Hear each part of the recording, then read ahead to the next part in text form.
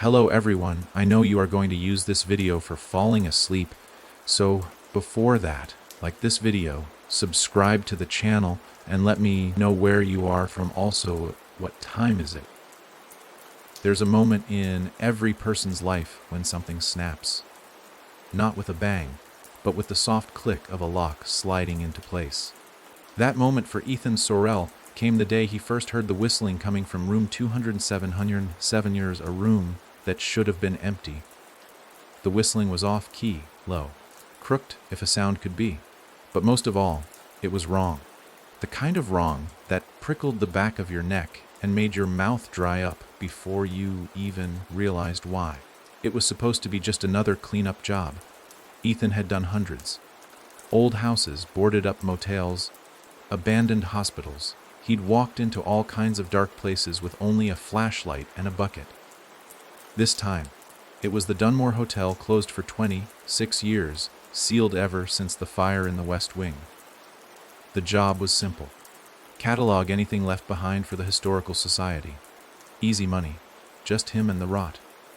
But nothing about Dunmore was easy. From the moment he stepped into the grand lobby, something felt off. It wasn't just the thick coat of dust or the creak of the chandelier swaying, even though there was no wind. It was the air itself, too still. The silence too deep.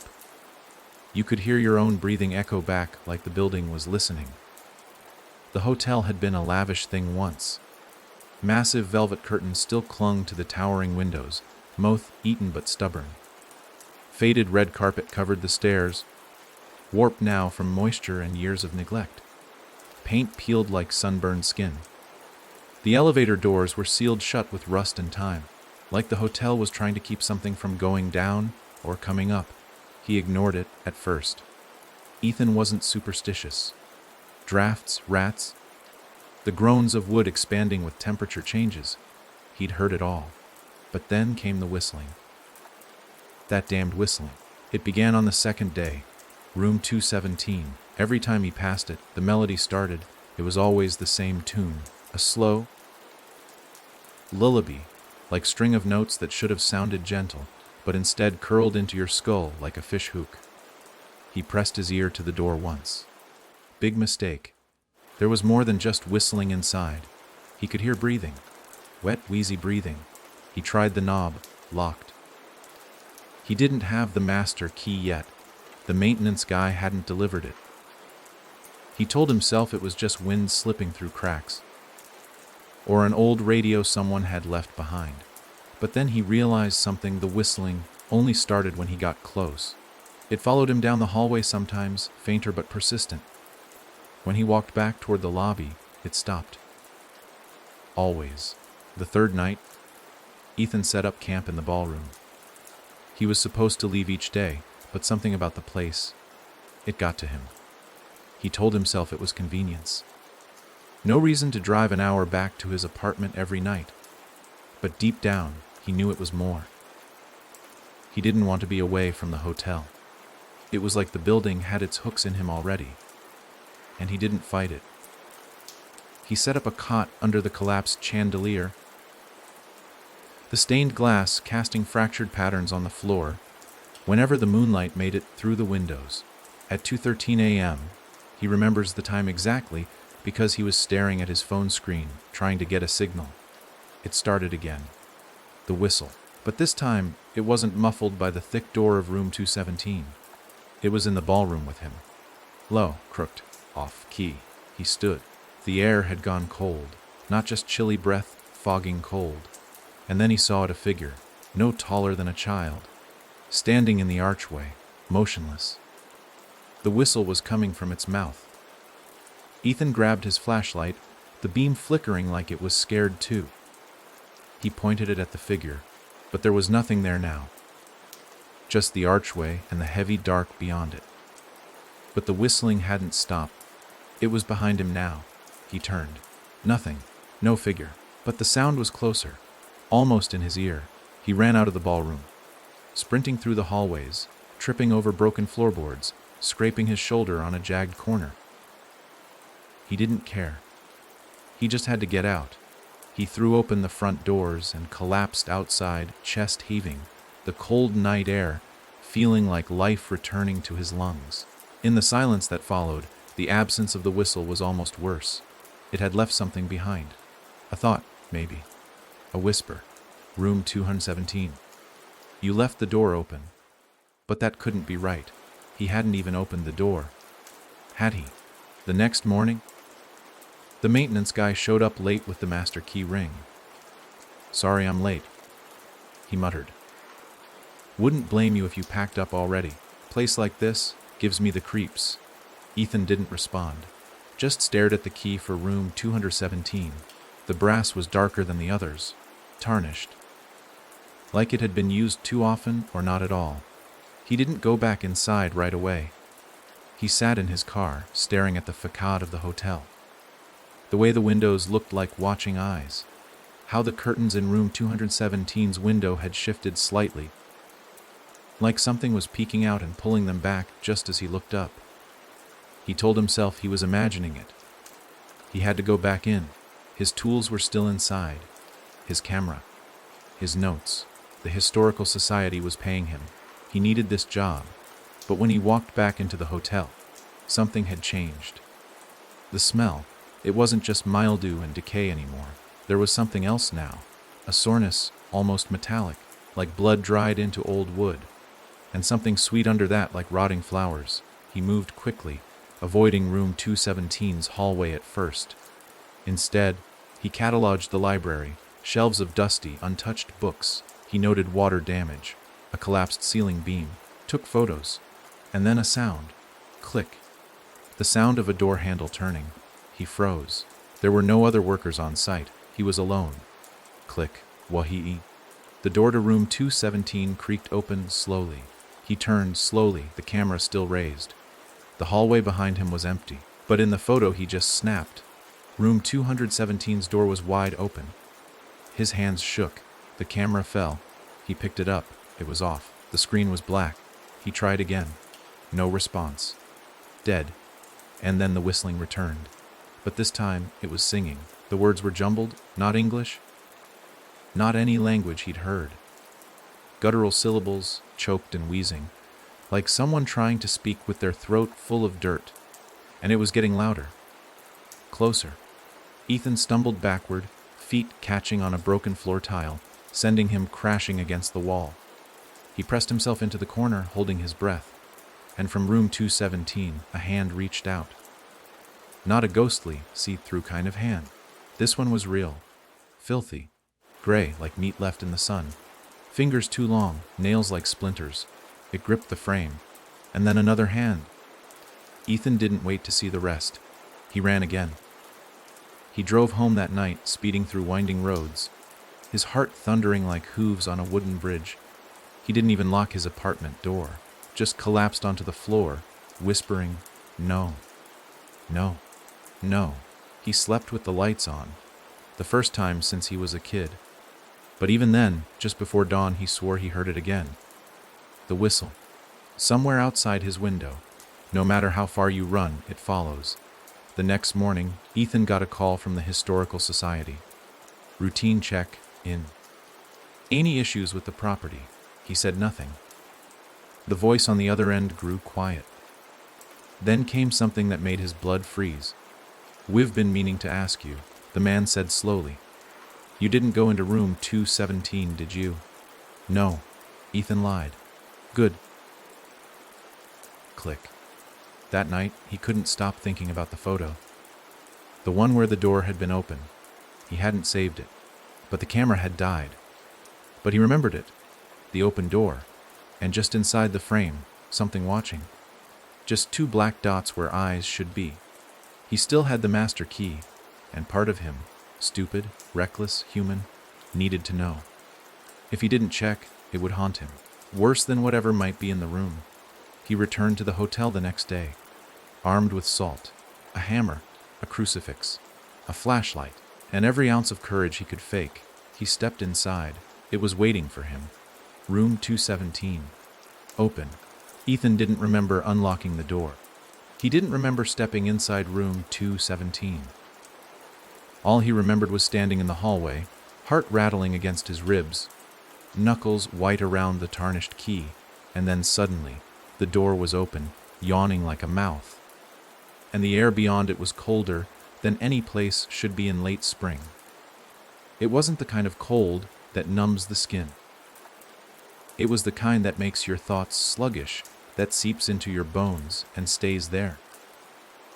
The kind of cold that whispers, "This isn't meant for the living." The room was darker than it should have been. The curtains, though tattered, still let in some light from the gray afternoon sky, but it felt swallowed. Light didn't land in the room, it floated, suspended, like it was afraid to touch anything. The wallpaper curled at the corners, pale pink, once but now stained the color of dried rust. A four-poster bed sat in the center, the mattress sunken and torn, coils peeking out like broken ribs. An armchair rested near the window, threadbare and sagging, and in the corner near the bathroom, the shadows bled into each other, so deeply they looked like a hole. Ethan stood just inside the doorway, unsure whether to take another step. Every instinct screamed to turn and run, but the room was quiet now. No whistling, no breathing, just stillness, thick and waiting. He slowly raised his flashlight, clicked it on, and swept the beam across the room. That's when he saw the floor. Scratches. Dozens. No, hundreds. Claw marks gouged into the hardwood, deep enough to splinter the boards. They all led in the same direction from the bed to the door, as though something had been dragged. Or someone. The marks weren't uniform, either. Some looked like fingernails, others longer like claws. Some were tiny, children's handprints etched in frantic bursts. Ethan could almost see the story. Frozen in wood, something had been trying to get out. Or maybe something had been trying to hold them in. He knelt without thinking, tracing a particularly jagged groove with his fingertip. The wood was still rough, like the marks were fresh. No dust in them. No rot. That didn't make sense. Nothing in this place was fresh. Then he noticed something else, a small, dark fleck stuck in one of the gouges. Blood. Dried. Old. His breath hitched. He stood, backing away from the bed, and then he heard it. 3 knocks. From beneath the mattress. He froze, listening. Nothing. But the sound had been real, not imagined. He stepped forward slowly, each floorboard groaning in protest. The air was thicker now, like he was breathing underwater. The mattress didn't move, but something under it did. A shuffle. Then, another knock, slower this time. It didn't sound like wood against wood. It sounded like bone. He held his breath and reached for the mattress edge, fingers brushing over the coarse fabric. He lifted. Just an inch. Just enough to look. Nothing. The space beneath the bed was empty. Darkness clung to it like tar, but there was nothing there. No source of the noise. He lowered the mattress slowly. Backed away. The door slammed shut behind him. Ethan spun, slamming into it with both hands. Locked. The key wasn't in the knob. It was still in his pocket. He fumbled for it, but it was stuck. His fingers were trembling. Sweat dripped down his back, cold and sticky. When he finally managed to pull the key free and jam it into the lock, it wouldn't turn. That's when the whispers started. They weren't coming from the hallway. They were coming from the bathroom. He turned, slowly, the flashlight beam shaking. The bathroom door was cracked open. Just a sliver, but enough to see the edge of a mirror. Enough to see that something was moving in the reflection, but the room beyond it was still. The whispers were frantic now. Not words, just hissing, broken sounds. Like static being breathed into his ear. Ethan stepped toward the bathroom 1 foot, then the other, pulled by a force he couldn't name. The door creaked as he pushed it open further. The smell hit him like a wave, mold, rot, and something sour, like old milk. The mirror was splintered down the middle, a jagged crack bisecting it like a scar. The sink was stained brown, and the floor was damp. But what stopped him was the tub. Something was in it. Not visible, not fully. Just a suggestion of shape. A head. Long black hair, soaked and stringy, clinging to the porcelain edge. The top of a shoulder, slick with something dark. The whispers were coming from it. He stepped closer, and as he did, a long, pale arm slid over the edge of the tub. The hand twitched. Ethan staggered back, slipped on the wet tile, and crashed into the sink. The noise made the thing move. Suddenly, violently. It rose halfway, slick hair falling forward, covering its face. He couldn't see eyes, but he felt them. Then it started to hum. It was the same melody, the same off-key lullaby from before. But this time it wasn't whistled. It was sung, low and broken, each note dragged out like a dying breath. Ethan turned and ran for the door, shoulder slamming into it. He twisted the key again, and this time it gave. The lock clicked. He threw the door open and stumbled into the hallway. Silence. He turned to look back into room 217. It was empty. No figure in the tub. No scratches. No blood. The room looked normal. Like it had been cleaned. Like nothing had happened. He shut the door, locked it, and left the key hanging from the knob. He didn't go back to the ballroom that night. He slept in his car, doors locked, lights on. But he didn't sleep much. He kept hearing the scratching, in his head, in his bones. He thought he saw someone move past the back window once, but when he turned, nothing was there.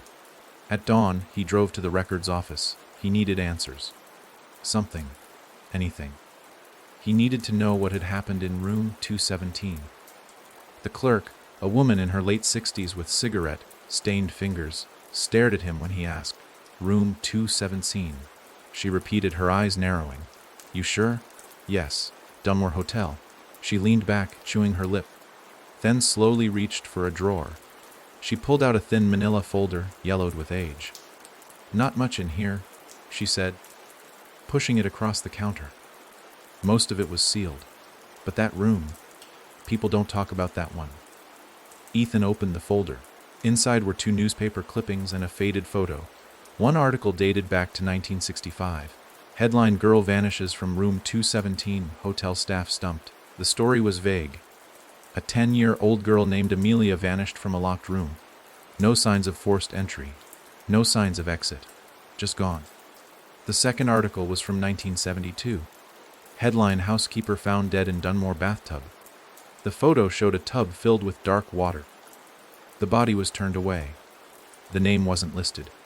Just a line: cause of death unknown. No injuries found. And the photo, it was of the room. Room 217. Ethan stared at it, breath caught in his throat.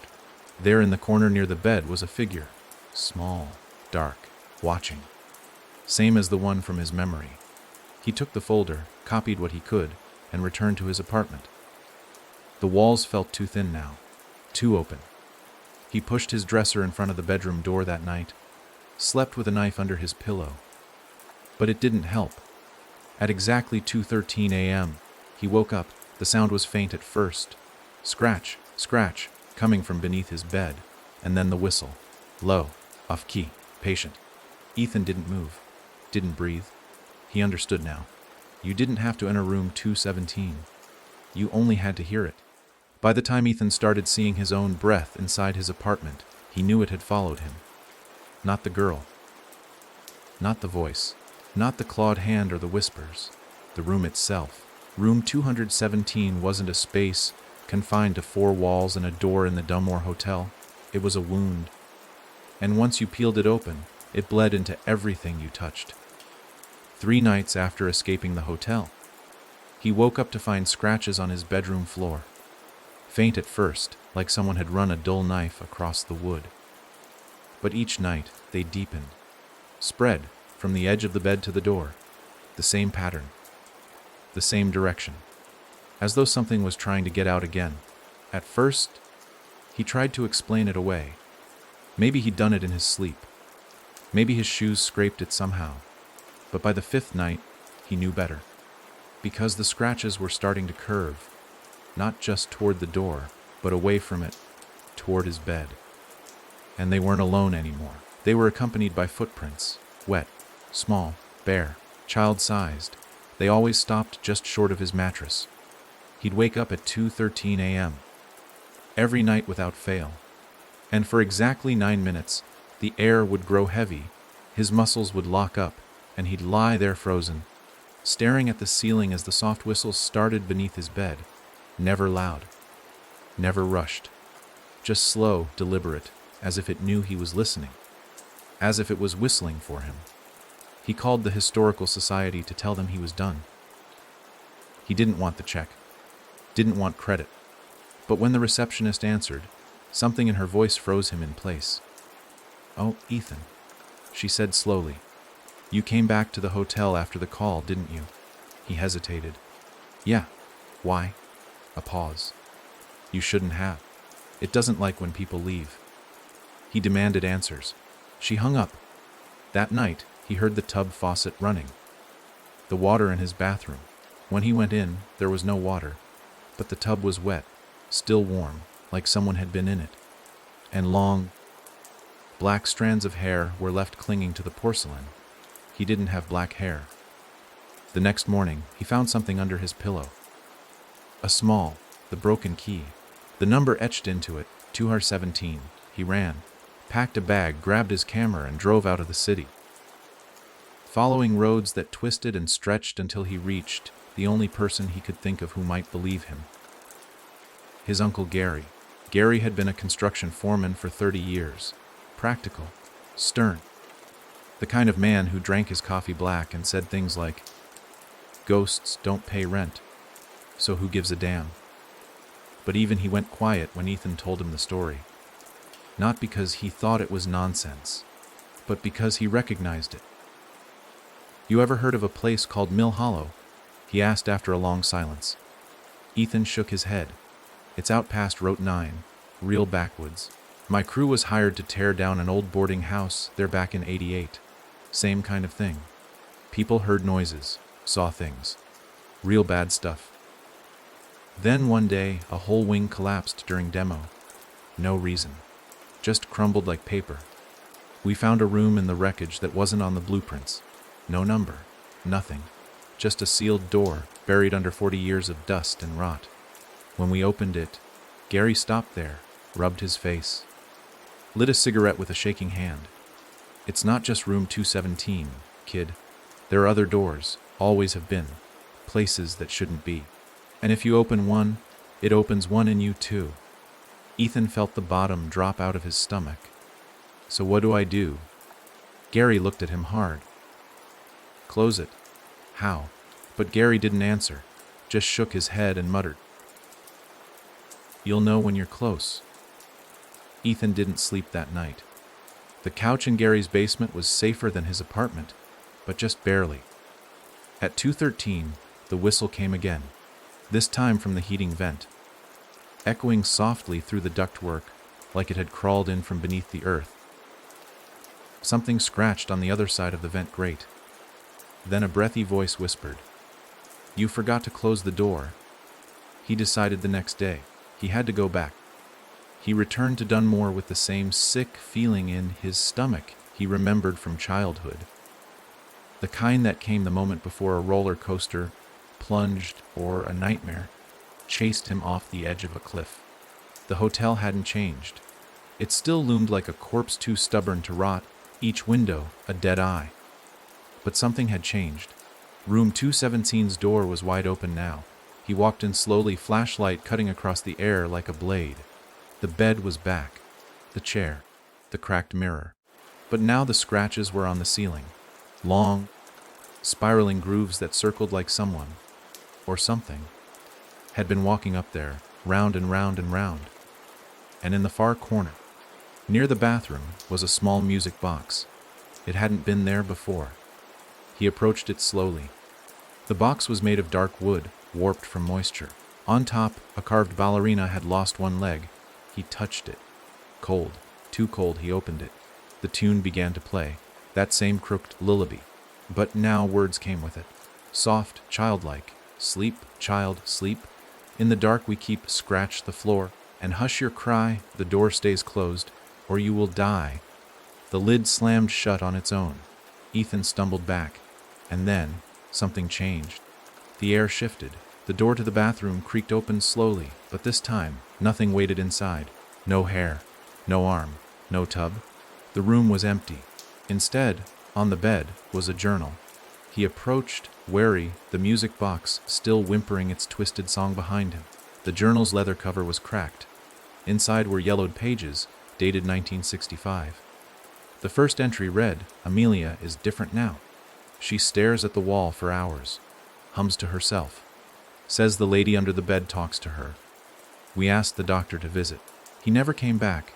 The entries continued, sporadic, unhinged, scratches getting deeper. "We locked the door, but she still hums. We tried moving her to room 216. She cried, screamed, said the lady would follow. We moved her back. It was worse." Then the final entry, "She opened the door last night. We told her never to. But she said the lady wanted to come out. The lady has my wife's voice now. I don't remember locking the door behind me. I don't remember leaving. But I can't find Amelia anymore." The page was smeared with something dark. Behind Ethan, the music box stopped, and something whispered in his ear. "You left the door open." He turned. No one was there. But the window curtains rustled, without wind, and the light outside had shifted. Everything looked slightly wrong, skewed like a painting hung just off center. Ethan ran. Down the stairs, through the hallway, out the front doors, but the world outside wasn't the same. The sky was darker, the trees twisted, his car was gone. In its place, a rusted tricycle sat in the dirt, its wheels still spinning. He turned back toward the hotel. But the Dunmore wasn't behind him. It was a house now, a small 2-story house with faded white paint and shutters hanging by a single nail. And the number above the door, 217. He tried the knob. It opened. The hallway inside was lined with mirrors. In each one he was older, or younger, or bleeding, or burning. In one, he wasn't there at all. He walked forward. Behind him, the door closed, and locked. Ethan didn't understand how the hotel had turned into a house, or why, when he looked back and saw the number 217 carved into the chipped wooden doorframe, it felt more like fate than coincidence. But the truth settled in his chest like gravel. The door hadn't just led to the room. It had led somewhere else, somewhere old. And it had waited for him to come back. The house was too quiet, not silent. There were sounds, but they were wrong. The groan of a pipe echoed like a distant voice. Floorboards creaked in patterns, like they were pacing. The wind outside pushed against the windows in rhythmic taps, as if mimicking a knock. The air was thick, slightly warm, and carried the scent of something long buried and recently unearthed. Damp wood, mildew, and under it faintly, the sick, sweet rot of something dead. The mirrors lining the hallway reflected versions of him that twisted the edges of his sanity. Some were subtle, a bruise on a jaw that didn't achy, or a bloodstain on a shirt he hadn't worn. But others were worse. One reflection smiled while he frowned. Another looked at him with empty sockets where eyes should be. The worst was the one that just stood there, unmoving, not blinking, watching him like a predator waits for the prey to stop, pretending it has a chance. He looked away, heart hammering. The hallway opened into a living room that shouldn't have fit inside a house this size. It stretched far too wide. The ceiling arched high like a chapel, though water damage had long since warped the plaster. A single couch sat in the center, threadbare, covered in what looked like black mold. An old television flickered in the corner, static hissing from a cracked screen. The images on it weren't channels. They were rooms. Brief flashes of familiar places. The Dunmore ballroom, the basement of Gary's house, his own bedroom, now empty. The screen showed the inside of his apartment. The front door was open. Ethan stepped back instinctively. The TV cut to black. Then the whistling started again. This time it came from upstairs. That off-key lullaby, patient and broken, threading through the old house with terrifying ease. He didn't want to follow it. Every cell in his body screamed to get out, to jump through a window, to run into the woods and never look back. but the house had closed around him. The door had locked. The windows now looked bricked from the inside. There was no escape. He took the stairs one at a time, slow and careful. The wood felt soft beneath his feet, like it would collapse any second. The whistling grew louder, fuller, like a second voice had joined in. Harmonizing, if you could call it that. It made his ears ring. At the top of the stairs, a hallway branched left and right. The wallpaper here was peeling in long strips, revealing older wallpaper beneath. Under that, scribbled lines, crayon drawings, stick figures, crude but frantic, drawn over and over again. Always the same: a child under a bed, a shadow standing nearby, hands too long, eyes black and wide. One door at the far end was open. The whistling was coming from it. He entered slowly. It was a child's bedroom, or had been once. A wooden bed, now sagging and chewed at the corners. Dolls lined the shelves, their eyes scratched out. A rocking horse stood in the corner, unmoving. And on the far wall, in thick, dark crayon, were the words, Asashi Livus Undrtheflor. Ethan's breath caught. The floor beneath him creaked. He crouched. The floorboards here were different, newer than the rest of the house. Replaced at some point. Nailed down hastily, as if someone had been desperate to cover something. And then he noticed the smell. Not fresh rot. Old. Buried. He stepped back, but it was too late. The floor split. With a sound like ribs breaking, the boards cracked apart, and a hand shot out. Gray, slick, fingers splayed like broken twigs. It grabbed his ankle. Cold flooded through him like water. He fell hard, striking the back of his head on the bedpost, and stars filled his vision. The hand pulled. Hard, he screamed, kicking at it. His foot connected, and the hand retreated, disappearing into the darkness below. He scrambled away, gasping, watching as the hole in the floor pulsed like a wound. And then the lullaby changed. A voice, clearer now, female, began to hum in time with the tune. Words formed. Don't look down, don't breathe, don't scream, die, she lives beneath the floor. In dream, once you hear her, she can see Dar, and once she sees, you'll never leave. The bed jolted, lifted, and underneath it was no carpet, just a hole, black, bottomless, the same hole that had opened in room 217's corner. It was here too. Ethan ran. Down the hallway, slamming into walls, nearly tripping on torn carpet. Behind him the song followed. Room by room it moved with him. Windows cracked, lights flickered, and just as he reached the bottom step, he saw her, standing at the foot of the stairs. A girl, no older than 10, her skin pale, hair dark and wet, clinging to her cheeks. She wore a nightgown soaked at the hem. Her eyes were solid black, not just dark, void. Her lips moved, whistling. She smiled at him. It was the kind of smile no child should ever have. Not playful, not innocent, predatory. She pointed to the door. It was open now. The front of the house showed not the yard, not the woods, but room 217. The bed, the tub, the scratches, all of it still waiting. And next to the bed stood a man, his back turned. But Ethan recognized the jacket. It was his. The man turned. It was him. Older. Eyes sunken. Mouth stitched shut with black thread. He lifted a hand, palm out, like a warning. Behind Ethan, the girl climbed the stairs again, backwards, into the darkness. The house sighed. The door slammed shut once more. And Ethan understood. Room 217 wasn't a place. It was a mirror. And he was already inside.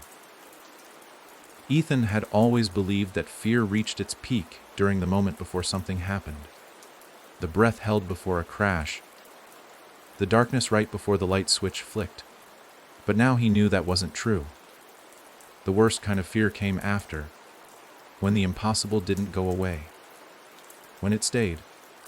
When the rules you lived by crumbled, and something else stepped in to replace them. Something older. Something crueler. The house wasn't a house anymore. Not in any way that made sense. He tried mapping it, tried walking room to room, retracing steps, but the layout never stayed the same. A hallway that led to the kitchen now looped into a study with a fireplace that smoked even though no flame burned. A staircase that once took him to the second floor now only reached a locked attic door with no keyhole. Time itself seemed to slip. The windows, once clear, now showed a landscape painted in perpetual dusk. No matter how long he waited, the sun never set. The shadows only grew longer, and the whispers returned. They didn't come from the floor now. They came from the walls. At first, they were faint, low murmurs that could be mistaken for wind or faulty pipes. But they grew louder by the hour, more specific. They called his name. Not a whisper, but a rasp. Wet, heavy breaths that made the drywall shudder. He'd press his ear to the plaster and hear scratching from the other side. Then a voice right next to him, whispering through the wall like it had no mouth and didn't need one. "Ethan," it said. "You're almost ready." Ready for what? He tried ignoring it. Sat with his back to the corner of the living room, flashlight clutched in one hand, a crowbar in the other. He didn't sleep. Couldn't. Every time he shut his eyes, the floor opened beneath him. Every time he blinked too long, he saw her again. That pale little girl with the black eyes, smiling as if she knew how this story ended, and he didn't. Then came the knocking, from inside the walls. Not wood on wood knocking. This was different, softer, meatier, like a fist, a human fist. 3 knocks, always 3, then silence. The first time it happened, he ran to the spot, behind the bookshelf in what used to be the study. When he pressed his palm to the wall, it was warm, pulsing. And when he leaned close enough, he swore he could hear breathing. Close? Too close. He backed away and the wall throbbed once, like something behind it had laughed. That night, he made a mistake. He opened the wall. He didn't plan to. He was losing track of time, of hunger, of everything. The house dimmed the longer he stayed, the shadows growing thick like oil, and then he remembered the crowbar. A tool. Something real. Something not part of this place. He went to the warm spot, took a deep breath, and drove the metal in. The wall cracked easier than it should have, like the wood behind it was already rotting. He tore it open, one strip at a time, and something inside screamed. Not a voice. A sound the way a bone screams when it's splintered. Behind the wall was no insulation, no wiring, just a man. Folded, crammed into the space like luggage. His skin was gray, stretched thin over long limbs bent in ways they shouldn't have bent. His mouth had been sewn shut, black thread tugged through split lips. His eyes, wide and unblinking, stared straight at Ethan as if he'd been waiting to be found. And somehow he was still alive. Chest rising, falling, barely. Then the man began to move, not toward Ethan, but inside the wall, crawling. Fast. The space behind the drywall groaned as the body shifted, scraping along wooden beams, limbs cracking back into new positions. Ethan stumbled back, heart pounding, watching as the hole he had opened sealed itself shut. The man inside the wall was gone. But the knocking started again, now from a different room. The house had given it freedom, and the man was moving. Room to room. Ethan ran. He didn't know where he was going. He just knew he had to get away. The layout shifted again. The kitchen was now an endless hallway of flickering lights. The wallpaper turned to peeling fabric. Pictures on the walls showed no faces, just blank heads and black shapes standing behind them. He could hear the man crawling behind the walls. Knock, knock, knock. Then a whisper. "Why did you open the door?" He burst into what used to be a bedroom, slammed the door shut behind him, and shoved a dresser in front of it. The room was cold. Bone cold. He could see his breath in front of his face. The walls here didn't whisper. They watched. He could feel it. In the far corner, something stirred. It wasn't the girl. It was a mirror, and in it, the man, standing upright now. Mouth still sewn shut, but eyes bleeding black tears. He pointed at Ethan, then pointed to his own chest. Then slowly, he lifted a finger and pressed it to the glass. A crack formed. Ethan backed away, but the mirror didn't break. Instead, the man stepped through it. He came out slowly, like stepping through water.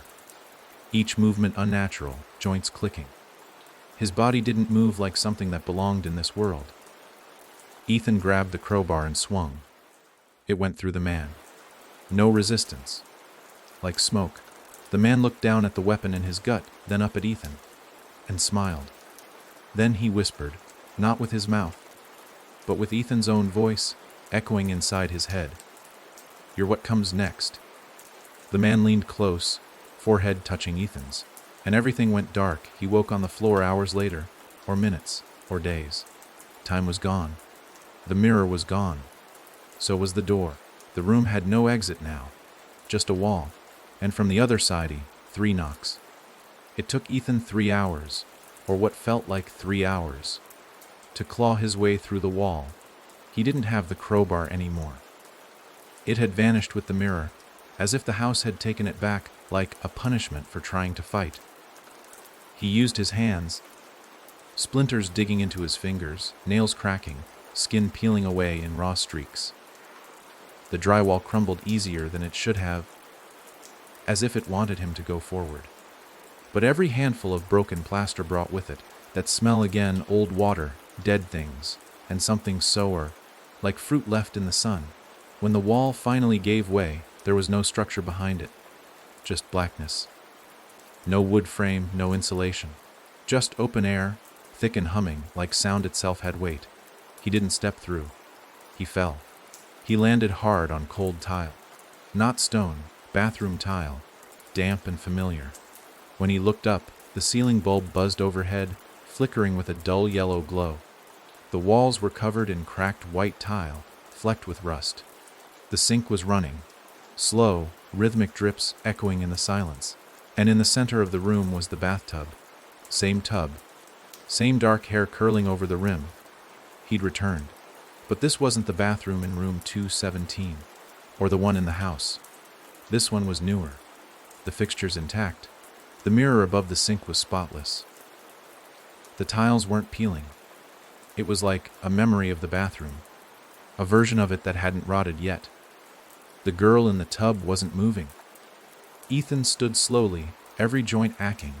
He tried to move quietly, but each step seemed to echo louder than the last. When he reached the edge of the tub, he looked inside, empty. No water, no body, just a key. He recognized it before he touched it, brass, tarnished, the number engraved on the tag room 217. But when he reached out to take it, the water turned on by itself. Both faucets, scalding and freezing at once, pouring into the tub like veins cut open. The sink followed. Then the toilet. Then the drain began to gurgle, long, wet sounds, like something trying to crawl back up. Ethan backed away just in time to see hands shoot out of the drain, 3 of them. Gray, fingerless, grasping the sides of the tub, pulling something with them. A face emerged, bloated and black-eyed. Lips chewed open, teeth clicking against each other. It opened its mouth. Water poured out, not onto the floor, onto the ceiling. Gravity folded in on itself. The room twisted. Water rose toward the light bulb. Ethan reached for the door, but it was gone again, replaced by a wall of mirrors. All of them showed different rooms. Not reflections. Surveillance. A child's bedroom with scratch marks on the door. A hotel hallway filled with shadow. A living room where a man sat tied to a chair, eyes sewn shut. Then one mirror changed. It showed him. Not now, but before, in his own apartment, sleeping. And something, standing over his bed. It was the girl. But her eyes weren't black this time, they were his. Ethan screamed. The room shattered. When he opened his eyes, he was standing in a hallway again. Not a hotel. Not the house. This was something else. Everything here was unfinished. The walls were drywall, but unpainted. The floor bare concrete, no doors. Just empty rectangular cutouts that led to pitch black voids. It was like someone had started building the place and then stopped halfway through. Like this level wasn't meant to be seen. This was beneath everything. Beneath the house. Beneath room 217. The origin point. He walked, unsure if he was making progress. The halls turned but never ended. Sometimes he saw furniture stuck in the walls. A chair halfway into the concrete. A mirror grown over with mold. A doll nailed to the ceiling, its eyes replaced with keys. Eventually he reached a room. No door, just an archway. Inside, a small table. A rotary phone sat on it. Covered in dust, it rang. Sharp, sudden. Ethan froze. The phone rang again. He moved closer.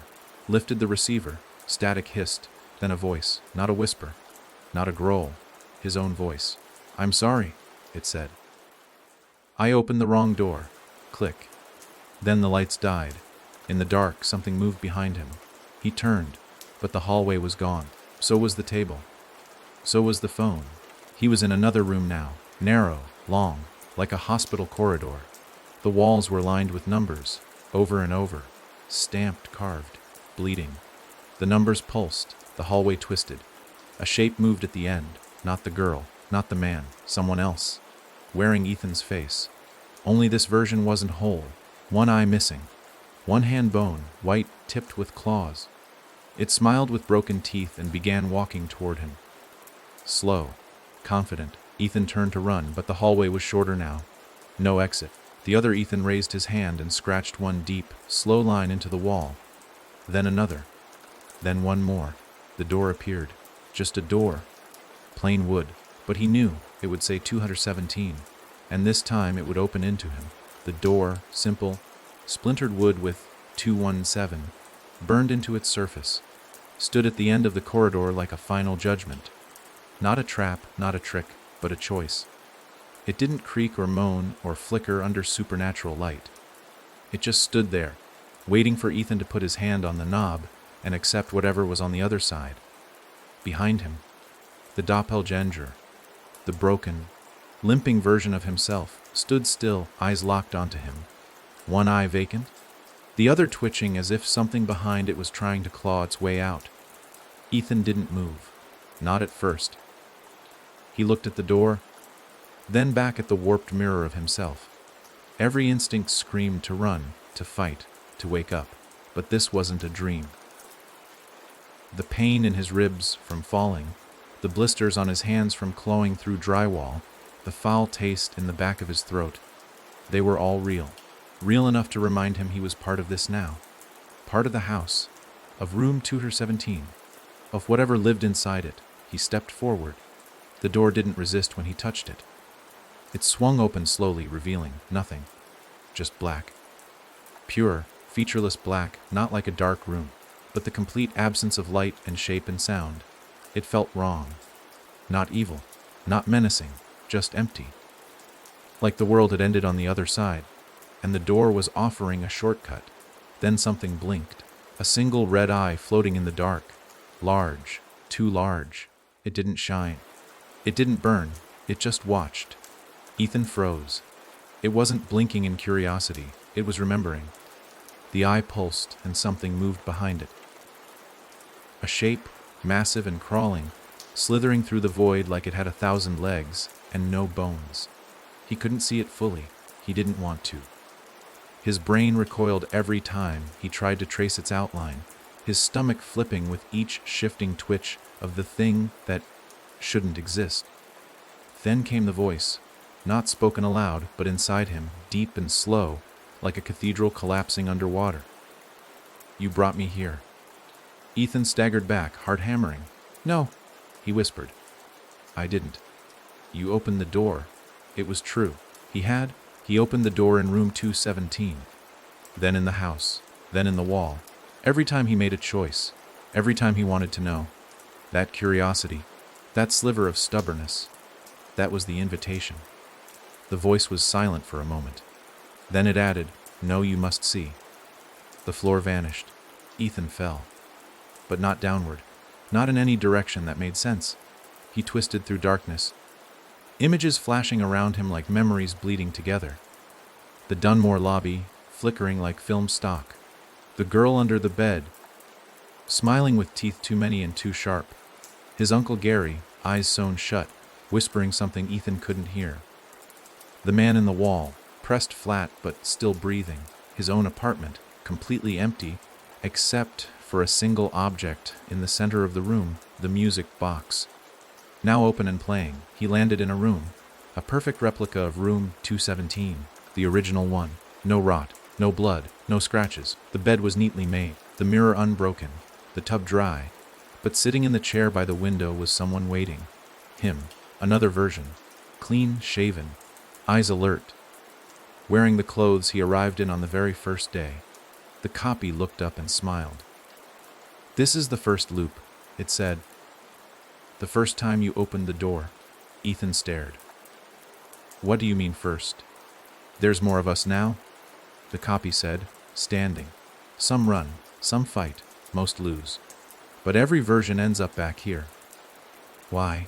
The copy tilted its head. "Because the door isn't a place. It's a question." Then he reached into his pocket and pulled out the music box. It wasn't broken. It was glowing. "The only way to stop it," he said, "is to give it something else to remember." "What does that mean?" But the copy only smiled. Then his eyes turned black and he lunged. Ethan fought, screaming, wrestling against hands that knew every move he was about to make because they were his. He grabbed the music box in the struggle and flung it against the mirror. It shattered. And when the glass broke, so did the room. The air pulled inward. Walls crumbled. The light bent. Everything collapsed into the music box like a black hole, and Ethan with it. He didn't scream. There wasn't time. Only the sound of a single note played endlessly, echoing through the dark. When he woke, he was in the Dunmore Hotel. Lobby intact. Chandelier swaying gently. Light outside. His bag was on the floor, his camera next to it, like he'd just arrived, but his hands were blistered, his fingernails cracked, and in his pocket, the music box.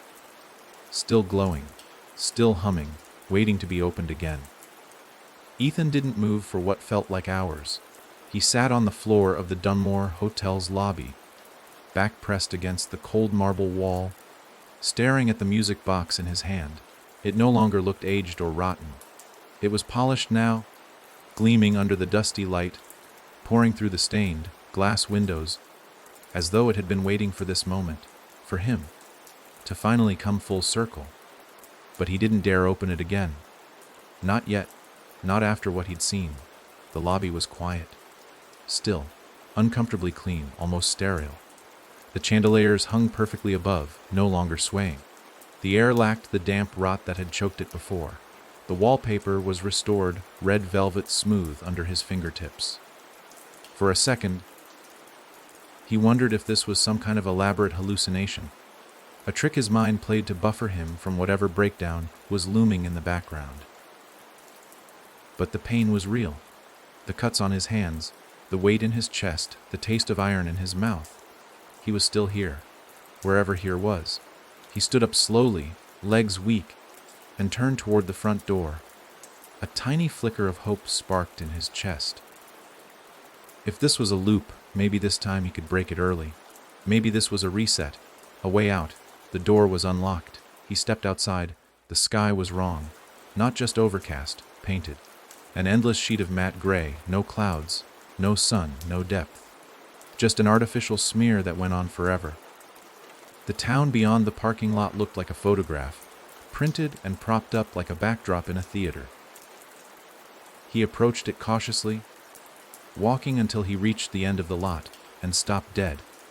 Where the street should have been, there was only more hotel. Not behind him.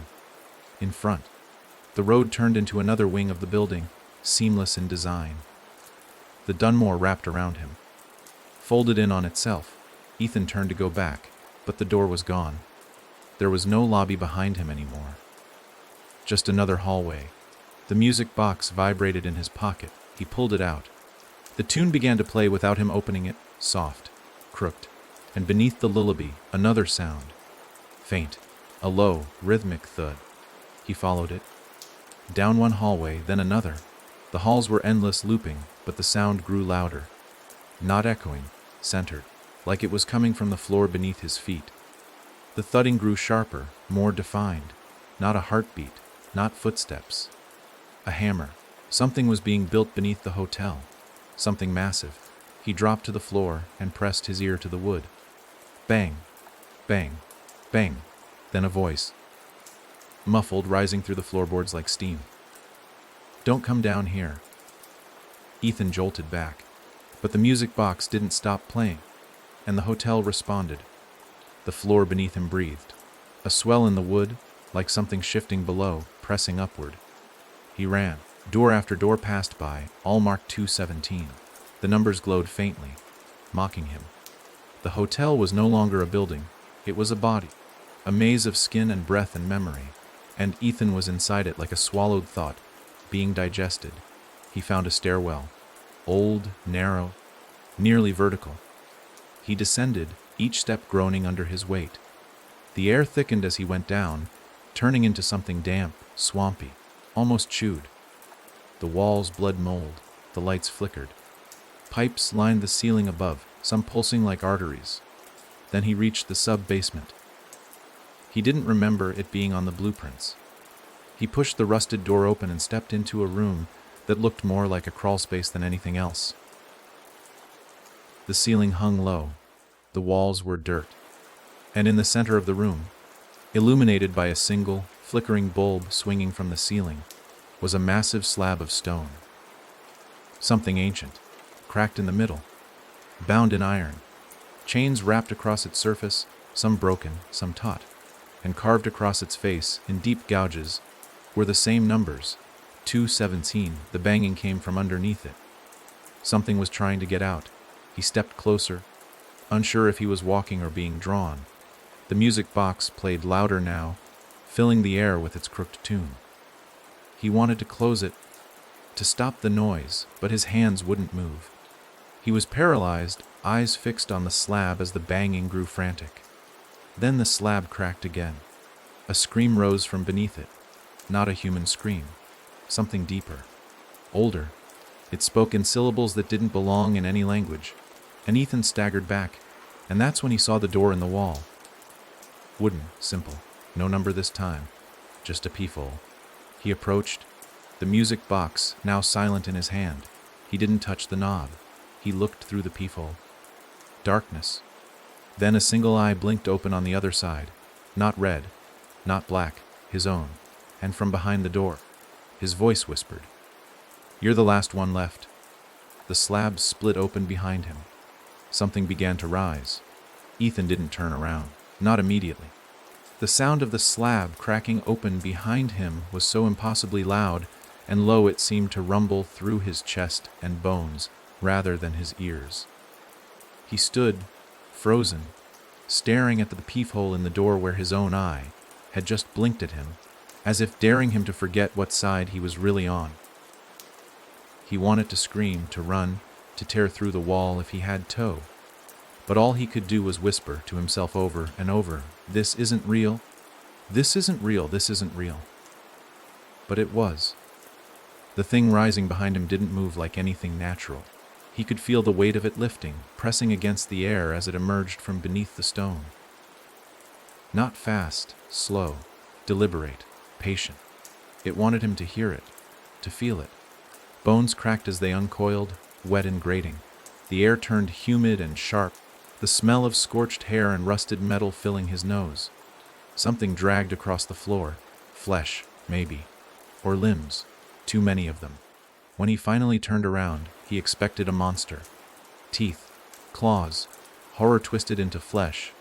But what stood in front of the broken slab was worse. People. Dozens. Naked, pale, and shivering.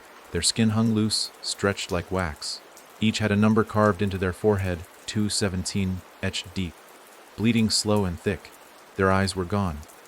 Hollow sockets stared at nothing. Their mouths hung open, slack, as if mid-scream. Though no sound came out. They weren't alive.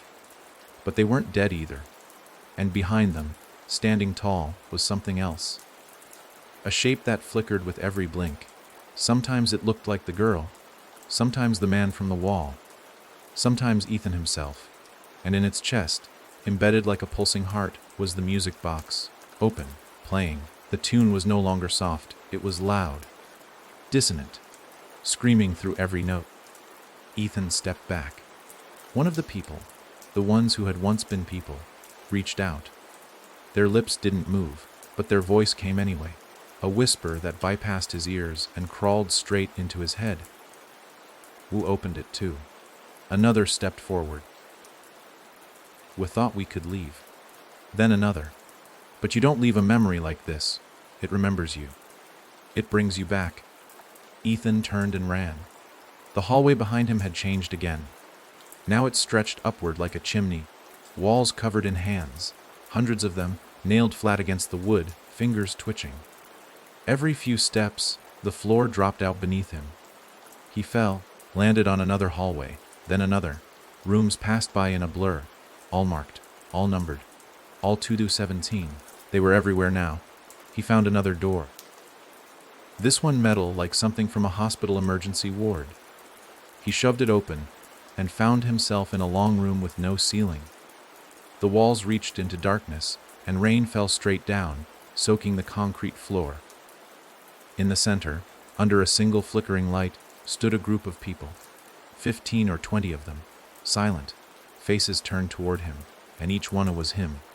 Different versions, one covered in burns, one wearing a hotel uniform, one smiling with teeth filed to points, one missing half his face, but all of them him, and all of them spoke together. You were always going to come back. He backed away, slipped, caught himself. Why? He croaked. One version stepped forward. The skin peeled from its cheeks, revealing a grin too wide. Because you didn't shut the door, you opened it. Again and again. And we. It gestured to the crowd behind it. We are what you become when you keep going. Then it said something that broke him. You're the last Ethan. His breath caught. What? Another voice now, from a different version of him. This one wearing a hotel bellhop's jacket. We all opened it. But we all failed. You made it farther. But you're not special. You're just next. Ethan collapsed to his knees, soaked in the rain, staring at the pool of water forming around him. In it, the reflection didn't match him anymore. It was one of them.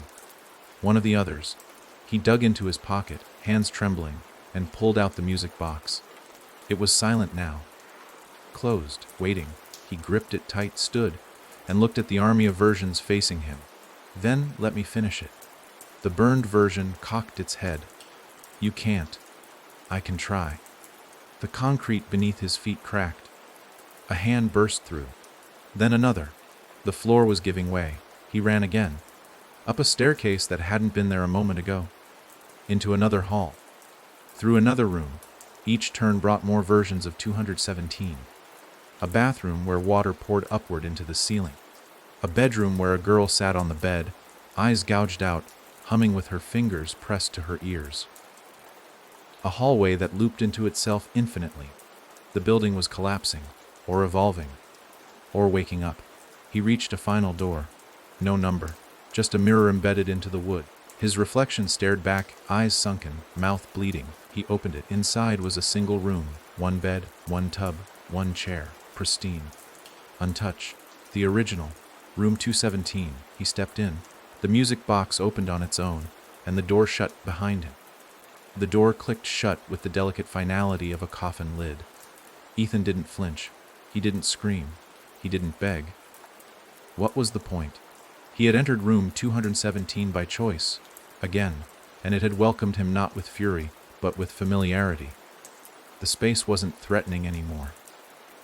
It was calm, clean, untouched by the rot he'd witnessed in every other version. The red velvet curtains swayed softly even though there was no wind. The bed was neatly made, the four posts gleaming under the flickering light.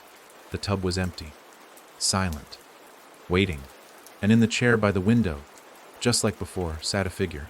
Not Ethan, not the girl, not the broken man from the wall. A woman, late 30s, pale skin, dressed in an old-fashioned housecoat, color faded to a dull cream. She was brushing her hair, long, dark, damp. Her face was half turned to the window, but he could see her eyes through the reflection, hollow, yet sharp, not soulless, filled with something heavy, something ancient. She didn't stop brushing when she spoke. I thought you'd come sooner, she said calmly. Ethan's voice came out rough, dry. Who are you? Her hand paused mid-stroke. I'm the one who opened the first door. The room seemed to inhale. She turned her head slowly, and he saw her fully now. Her eyes weren't black or red or glazed. They were his color, his shape, his exact shade of fear. "They think it was the girl," she continued, but she was only the first to answer. The room needed a voice. I gave it one. Ethan stepped closer, though every part of him resisted. "Why me? You were curious. You lingered. You listened." She set the brush down on the nightstand. "You didn't run when you should have. None of them do, not really. You all look for answers, as if this is a puzzle to be solved. But it's not." "Then what is it?" he asked. She smiled, and in that moment her face cracked, just for a second. Skin peeled back like old wallpaper, revealing something dark and writhing beneath. Then it resealed, like the moment had never happened. "It's a memory," she said, "of something that happened long ago, of something that was never supposed to be remembered. But someone did. Someone wrote it down, and now it keeps itself alive through those who find it. It doesn't need your flesh. It needs your story, your voice, your attention." Ethan looked at the music box in his hand. Still open, still playing. It wasn't making music anymore. It was speaking, in a language that curled behind his ears and wriggled into his skull. He couldn't understand it, not directly, but he knew it, like déjà vu pressed into sound. He looked back at her. "You want me to tell it?" "No," she said softly. "You already are." And then she stood, and the window behind her vanished. The chair melted into the floor. The ceiling began to stretch upward, impossibly high, while the walls contracted. Ethan staggered back. The room was folding in on itself, changing, rearranging, becoming another shape, no longer a bedroom, but a corridor made of doors, each one marked 217, hundreds, thousands. They pulsed like veins. The woman was gone, but Ethan wasn't alone. The hallway was filled with people. Not figures, not illusions. People, the others, the ones who'd opened the door before him. Some looked confused. Others cried. Some stared straight ahead, mouths agape, unable to scream anymore. They stood in front of their own doors, as if waiting to be let back in. And at the end of the corridor, standing perfectly still, was the girl, her face expressionless. In her hand, a small book, a diary. She held it out to Ethan as he approached. He took it without a word. The pages were blank. Then one by one, words began to appear: his name, the date, the first time he stepped into room 217, then everything that followed, all of it, word for word, written now, as it happened. He flipped to the last page. The ink was still forming, and then he turned the page, realizing this would never end, not because he couldn't escape, but because someone somewhere was still listening. Ethan closed the book. The girl looked up at him, eyes shimmering like still water. "Now you understand," she whispered. "The room lives because you do." He looked around the hallway of doors, saw the others fading one by one, sinking into the walls, becoming part of the structure, and he realized they weren't trapped. They became it. The music box stopped. The silence that followed was unbearable. And then the corridor began to close, door after door slamming shut. But Ethan turned to run, but his door was already gone. Only the book remained in his hands. Only the story. Only the memory. He opened the book one last time. A mirror shined in the page, and his reflection blinked. Not in sync. The eye stared back at him. It was no longer his. Room 217 had taken it, and left something else behind. The book was warm in Ethan's hands now, pulsing softly, like it had a heart of its own. The cover, once blank, now bore a faint imprint, his fingerprint smudged in oil and blood.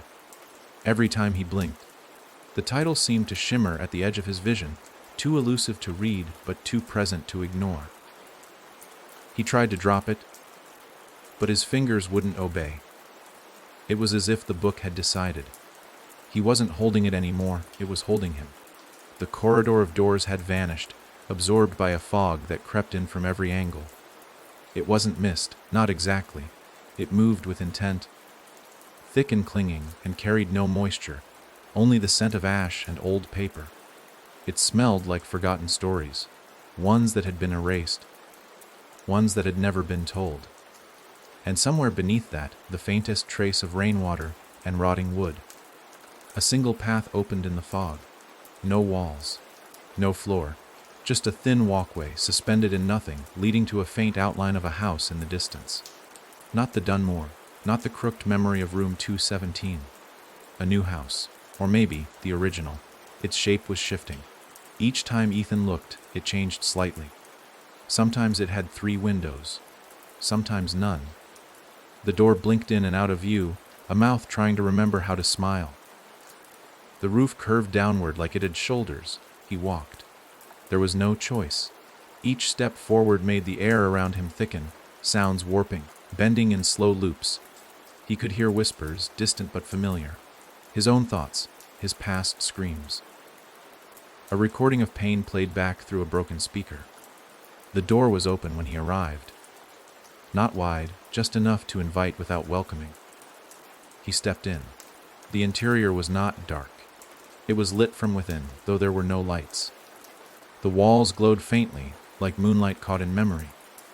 Dust floated in the air, slow and deliberate. The hallway was narrow. Every photo frame on the wall held a mirror instead of a picture. And in every mirror, he saw other people. None of them him. A woman in her 20s, mouth sewn shut with thread soaked in ink. A boy missing half his head, drawing doorways on the wall with his own blood. An old man hunched and broken, whispering into a key clutched to his chest. All of them walked through the same house, the same hallway. All of them watched him back, and then the house spoke, not in words, in sensation. It didn't want to scare him. It wanted to understand him. The floor trembled softly with each step, sensing with his heartbeat. The walls shifted temperature depending on where his eyes landed. Warmth where he hesitated. Cold where he didn't look. He realized then this house wasn't just reading him. It was rewriting him. He turned a corner and entered a room that hadn't been there before, a library. Thousands of books filled the shelves, stretching impossibly high into the shadows above. But none had titles, no labels, no spine markings, just blank, leathery covers. He pulled one, opened it, and there it was, his life, page by page from childhood to now. But the further he read, the less it resembled memory and more something else, fiction. Inaccurate details, dialogue he never spoke, places he never went, thoughts he didn't remember having, a version of himself that had never existed. The book wasn't recounting his story. It was creating one. He dropped it, and it vanished before it hit the floor. The shelves rearranged themselves. Another book slid forward. He grabbed it in a panic. This one wasn't about him. It was about a woman named Evelyn Clark, the first guest of room 217, a novelist who vanished in 1961. Her story unfolded with terrifying clarity. Her obsession with unlocking the perfect narrative, her descent into nightmares, her discovery of the room that remembers. The final page ended mid-sentence, soaked in a brown stain that looked like blood. Ethan turned around and saw her, Evelyn, standing in the aisle. Hair gray and wild, eyes white, fingers twitching like they were still trying to type. "You shouldn't read things you haven't written," she rasped. He backed away, clutching the music box again. "Why are you here?" he asked, voice trembling. She tilted her head. "Why are you?" The house groaned. Books fell. Pages fluttered like broken birds. The shelves parted to reveal a single podium in the center of the room. Upon it sat a typewriter, ancient, rusted. But the keys were clean, glistening like fresh bone. The page was blank. The chair waited. Evelyn faded as she walked backward into the fog of pages. Ethan approached. His hands shook. The house whispered again, not into his ears, but straight into his bones. "Write it down. Seal the memory. Trap it before it finds another." He sat. His fingers hovered over the keys. He typed his name. The room sighed. He typed the day he opened room 217. The music box clicked once. He typed what he saw. The tub, The girl, the hands in the wall, the man without eyes, the book that read him back. The more he typed, the more the house settled, like a beast finally fed. But as he typed the final sentence, something pulled at the edge of his mind. A presence. Watching. Waiting. He stopped. He looked up. And standing at the end of the hallway was someone else. A boy young. Nervous. Holding a flashlight. A bag slung over his shoulder. Stepping into the Dunmore for the first time, Ethan screamed. But the keys typed anyway. The next one was already here. And the music box began to play again. The music box played a tune Ethan no longer recognized. It had changed. The melody had become slower, heavier, and mournful, less like a lullaby and more like a dirge. The room around him, the impossible library filled with blank, spined books and shifting walls, began to dim. Not the lights, the color. Everything was fading, draining into shades of gray, as if the house had begun exhaling, releasing everything now that he had fed it another name, another entry, another page. But Ethan didn't stand. His fingers hovered above the typewriter keys. Still trembling from what he'd just written, the beginning of someone else's end. He hadn't meant to. He hadn't meant to damn anyone. But the moment he saw that boy step into the Dunmore, the same awkward gait, the same hopeful caution in his face, Ethan knew this place wasn't a prison. It was a relay, a curse passed along not through violence, but through story. Each victim not just swallowed by the memory, but recorded, etched into the very bones of this place, so the next one would follow the trail like breadcrumbs made of blood.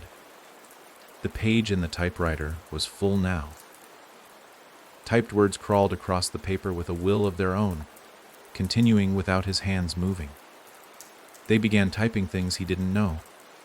About the boy's first impressions, the sound of dust beneath his boots, the breath he would hold when he first heard the whistling.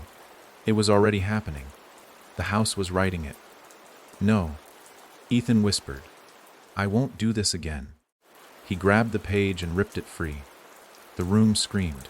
Every shelf groaned like a dying animal. Books snapped open, their pages fluttering wildly, spitting out torn sentences and broken words that hung in the air like moths made of ink. But the page was still intact in his hand, still warm, still alive. He turned to flee the room, but the hallway was gone again, replaced by walls that weren't walls anymore, but pages, enormous and fluttering, enclosing him in a paper cocoon that breathed. Each page bore a different memory: his first night in the Dunmore, the whistling, the man in the wall, the girl, the eye. They surrounded him, a living history of horror, a record. He was inside the archive now, and the typewriter began to move. He turned. It was unfolding. Metal hinges groaned. The keys twisted upward. The frame expanded, elongated. The carriage rose like a spine cracking into place. And beneath it, where the ribbon had been, was a mouth. No lips. Just a split, black and jagged, gnashing softly as if chewing words. Teeth made of ivory keys. A tongue formed from coiled typewriter ribbon. The typewriter was no machine. It was a creature. Built from years of stories, sharpened into a predator. And it was hungry again. The music box grew louder, warping the air, making the floor ripple like water under a storm. The mouth on the typewriter opened wider, the grinding sound of metal teeth echoing like screams from a cathedral bell tower. Ethan backed away slowly, trying not to breathe too loud, but the house already knew. It always knew. You fed it, a voice said behind him. He turned.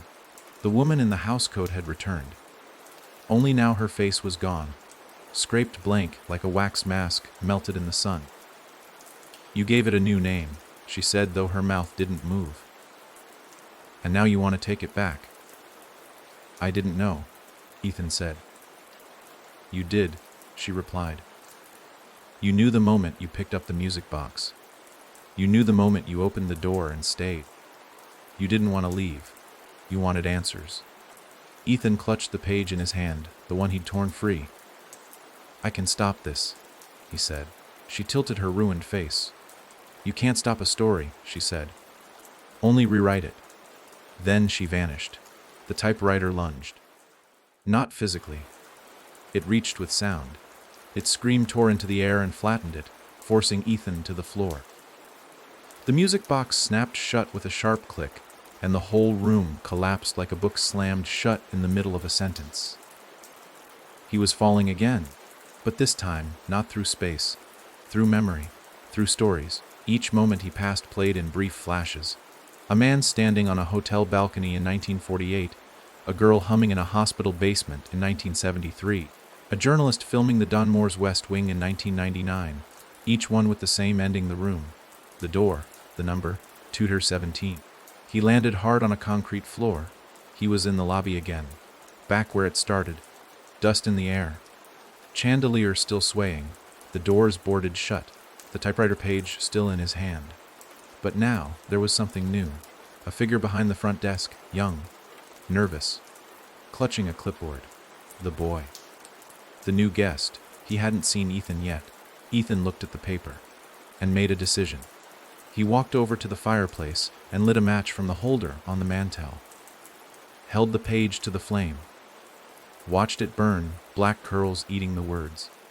The house howled, walls shook, glass shattered. Somewhere deep below, chains snapped. But the boy paused, looked up, and turned around, walked back outside. Ethan dropped the ashes. Silence. For the first time in days, or hours or years, he heard nothing.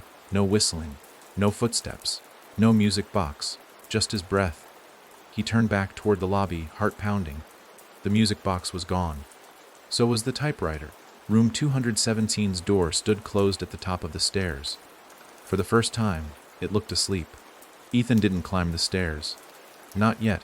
The sight of room 217's door, shut, silent, unmarked by fresh scratches or whispers, felt less like a reprieve and more like a trap caught napping.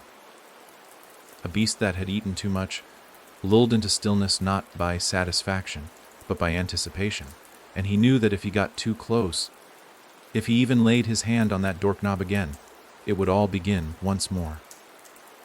Not because the room wanted him, because he wanted it. Somewhere in the back of his mind, a cracked voice whispered, "You're not done. You're just circling the next chapter." But something had changed. The boy was gone. The one he had seen, the next victim, was no longer anywhere in the hotel. The page Ethan burned had worked.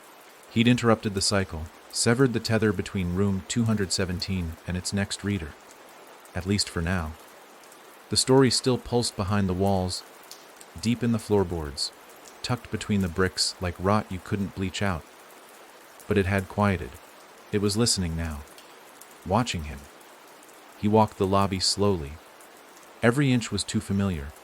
He knew where the dust gathered thickest, where the paint peeled in the corners, where the light hit the stained glass just right at 4:03 p.m. to throw a red wash across the entire room. He'd been here too long, looped in too many versions of this place. He couldn't remember what outside used to feel like. His memories had started to warp. Familiar faces blurred. His own voice, when he spoke aloud, sounded borrowed. And then he noticed something odd. There was a new hallway, one that hadn't existed before. Not in this version of the hotel. Not in the one from the house. It stretched behind the front desk, where the office used to be. Narrow and dim, lined with a row of gas lamps that flickered even though there were no flames. He followed it. His footsteps were too loud, the carpet too thin. The air buzzed with a static charge that made the hair on his arms stand. This hallway was older than the rest. Older than the Dunmore itself. The wood beneath his feet creaked with the weight of centuries, and the air smelled like candle smoke and damp soil. He passed a series of framed photos hanging on the wall. They weren't photos, they were portraits, painted in great detail, and each one disturbingly familiar. A bellhop with hollow eyes, a maid with no mouth, a man in a soaked trench coat holding a music box, and finally, at the very end, himself. The version of him that stood outside room 217 the very first time, key in hand, unaware of the pull behind that door. The plaque beneath the painting read Eton Soarl Ki Par Of Memoir. He stared at it, heart drumming. Behind him, the gas lamps dimmed. He turned. The hallway had changed again.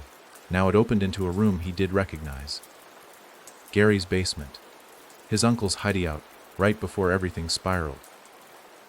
But it was wrong. Too still, too staged, like a reconstruction. In the center of the floor sat a circle of chairs, 12 of them, each one occupied. Not by monsters, or ghosts, or reflections, but people. Living, breathing people. Their heads turned as he stepped into the room.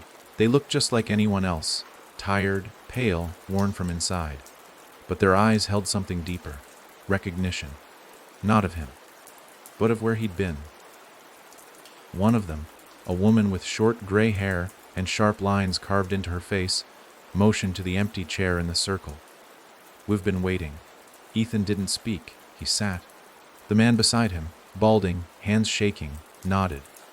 "We all opened it." A younger man across from him, no older than 20, whispered. "We all survived, but not all at once." The woman added, "Most of us didn't meet anyone. Didn't know there were others. We thought we were alone in it." Ethan glanced around. "How are we here? Together?" Another woman spoke. "Because it's getting weaker.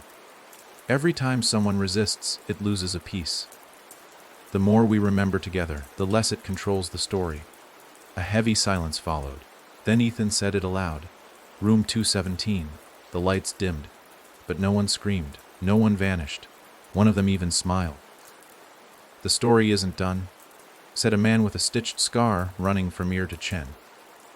"But for the first time, it's listening to someone else. Listening to us." The older woman corrected. "It wrote for too long. Now it's reading." Ethan reached into his coat pocket without thinking.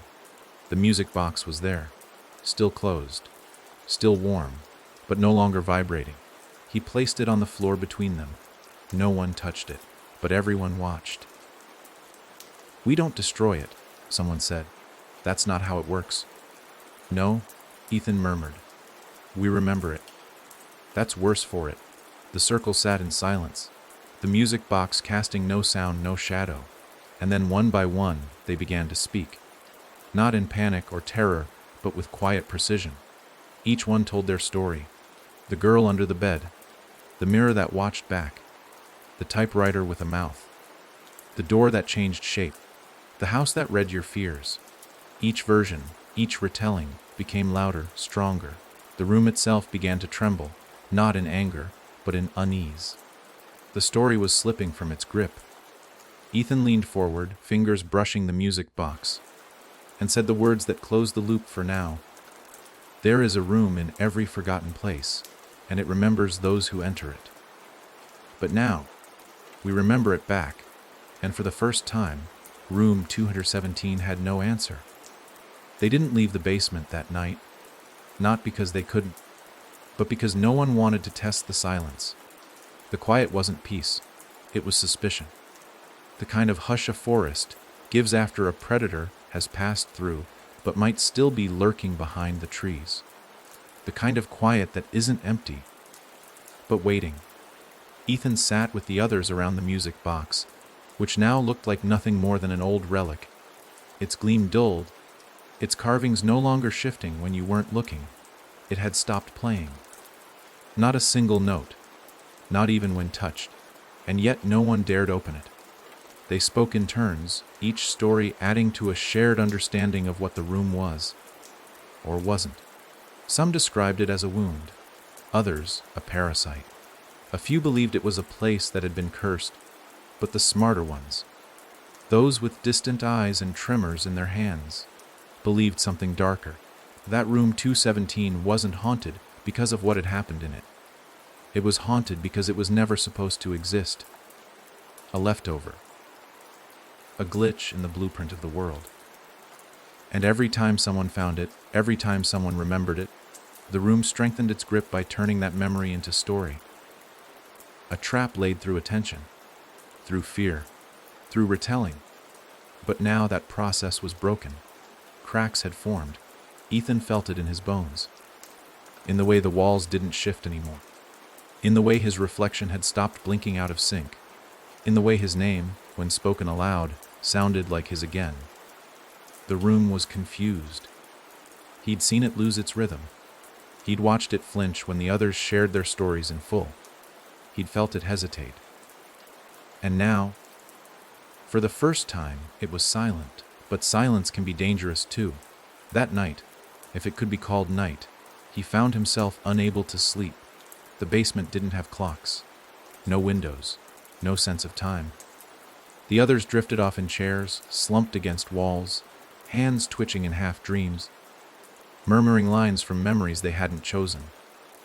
Ethan stood and walked slowly to the far corner, where the flicker of an old wall sconce cast just enough light to reveal a door. It hadn't been there before. It didn't say 217. It didn't say anything. It was bare. But something about it buzzed, subtle but constant. Like the low thrum of a fluorescent bulb on the verge of death. He didn't call the others. He didn't knock. He opened it. Behind the door was not another room. It was an eye, massive, unblinking, etched into the darkness like a window that led to somewhere underneath reality. It didn't look at him. It read him. It flickered through thoughts, through every image in his head, turning pages without his consent. He felt things being lifted from him. Not stolen, copied, archived. It was the room. Not the space. The intelligence behind it.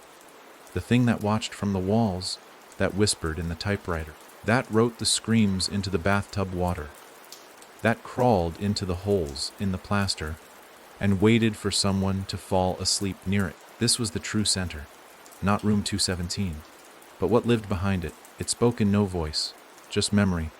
You gave me names. Ethan didn't speak. You broke the silence. He stepped backward. The eye didn't blink, didn't need to. I will wait. And then the door shut on its own. Ethan stood in the quiet, his pulse hammering, the imprint of that gaze still stamped into the space between his thoughts. It hadn't lashed out. It hadn't pulled him in. It had studied him, and then it had let him go. When he returned to the others, the music box was gone. No one had taken it. No one had moved. But the floor where it had rested was scorched. Just a faint black mark, like something burned out from the inside. The group woke slowly, each of them blinking, as if waking from the same dream. Something's changed, said the scarred man. Ethan nodded. Yes, he whispered. It's listening now. They looked at each other, fear beginning to twist back into curiosity. But curiosity was what started this all. Ethan raised his voice just enough to cut through the tension. No more stories tonight. The group stilled. He looked at the burn patch on the floor. No more feeding it. And room 217, wherever it was now, stayed quiet. They emerged from the basement slowly, one by one, as if the weight of leaving was somehow heavier than the terror of staying. The Dunmore above had changed, again, but not in the way Ethan expected. No twisted hallways or walls breathing in the dark. No girls humming beneath the floorboards or impossible rooms stitched together like wounds. This time, the hotel looked abandoned. Truly. The paint peeled in long, curling strips. The chandelier hung by a single chain, rusted and bent. The floor groaned with honest age. Not malicious presence, but the air, that still air, carried a feeling Ethan couldn't shake. It wasn't over. It was just hiding in the folds. Outside, the sky looked bruised. It wasn't clouds. Not exactly. It was more like pressure suspended above them, as though the atmosphere had thinned, revealing seams in the world that weren't supposed to be seen. The sun wasn't visible. Only the light, pale and sickly, casting no shadows. The sky above the Dunmore didn't feel like sky anymore. It felt like a ceiling. And then Ethan noticed them. Scratches. Faint, almost imperceptible, until you knew what to look for. Long, sweeping gouges etched into the sky itself, crossing the pale heavens like claw marks across glass. Each one slightly curved, each one moving just barely when you weren't watching. No sound accompanied them, no wind, but they were growing, spreading slowly across the firmament. The world was unraveling, not violently, subtly, patiently. The others noticed it too. They didn't speak, just looked up together at the impossible truth above them. The room hadn't ended. It had expanded. Someone whispered, "It's leaking." And that was the right word. Room 207, whatever it truly was, had been bound once, trapped within walls, between numbered doors. It needed permission to be remembered, to stretch itself into a person's mind. But now the memory had been shared, spoken aloud by survivors, looped through retellings. And the house had listened. It had seen its chance, and it had left the room behind. Ethan backed away from the hotel, stepping onto cracked pavement, eyes still locked on the sky. The scratches seemed to deepen as he moved. One of them, thin and serpentine, dripped something. Not liquid, not blood. Words, tiny fragments raining down in a steady trickle of letters. Black text that evaporated before it touched the ground, as if the air was bleeding paragraphs. The others watched in stunned silence as a single word landed on the surface of a broken car windshield and burned itself into the glass. Remember. He turned to the group, that old sense of dread twisting in his chest again, not because he was afraid, because he understood. They hadn't escaped the room. They had carried it out with them, carved into their memories, passed through their voices, living now not in wood or stone, but in language. That's why it had stopped fighting. It didn't need the house anymore. It had us. "Everyone leaves," Ethan said softly. "But no one forgets." The older woman, the one who'd led them before, shook her head. "No. That's what it wants. Forgetting is what it feeds on.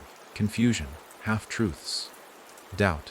If we remember, if we write it down exactly as it is, it has no power. And if we don't," someone asked. Ethan looked back at the hotel. The curtains in room 217 fluttered once. He didn't answer. They left the Dunmore in silence, walking away not as escapees, but as witnesses. The town beyond hadn't changed. People moved like nothing was wrong. Stores were open.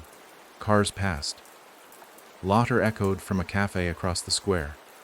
But when Ethan looked closely, too closely, he could see details that hadn't been there before.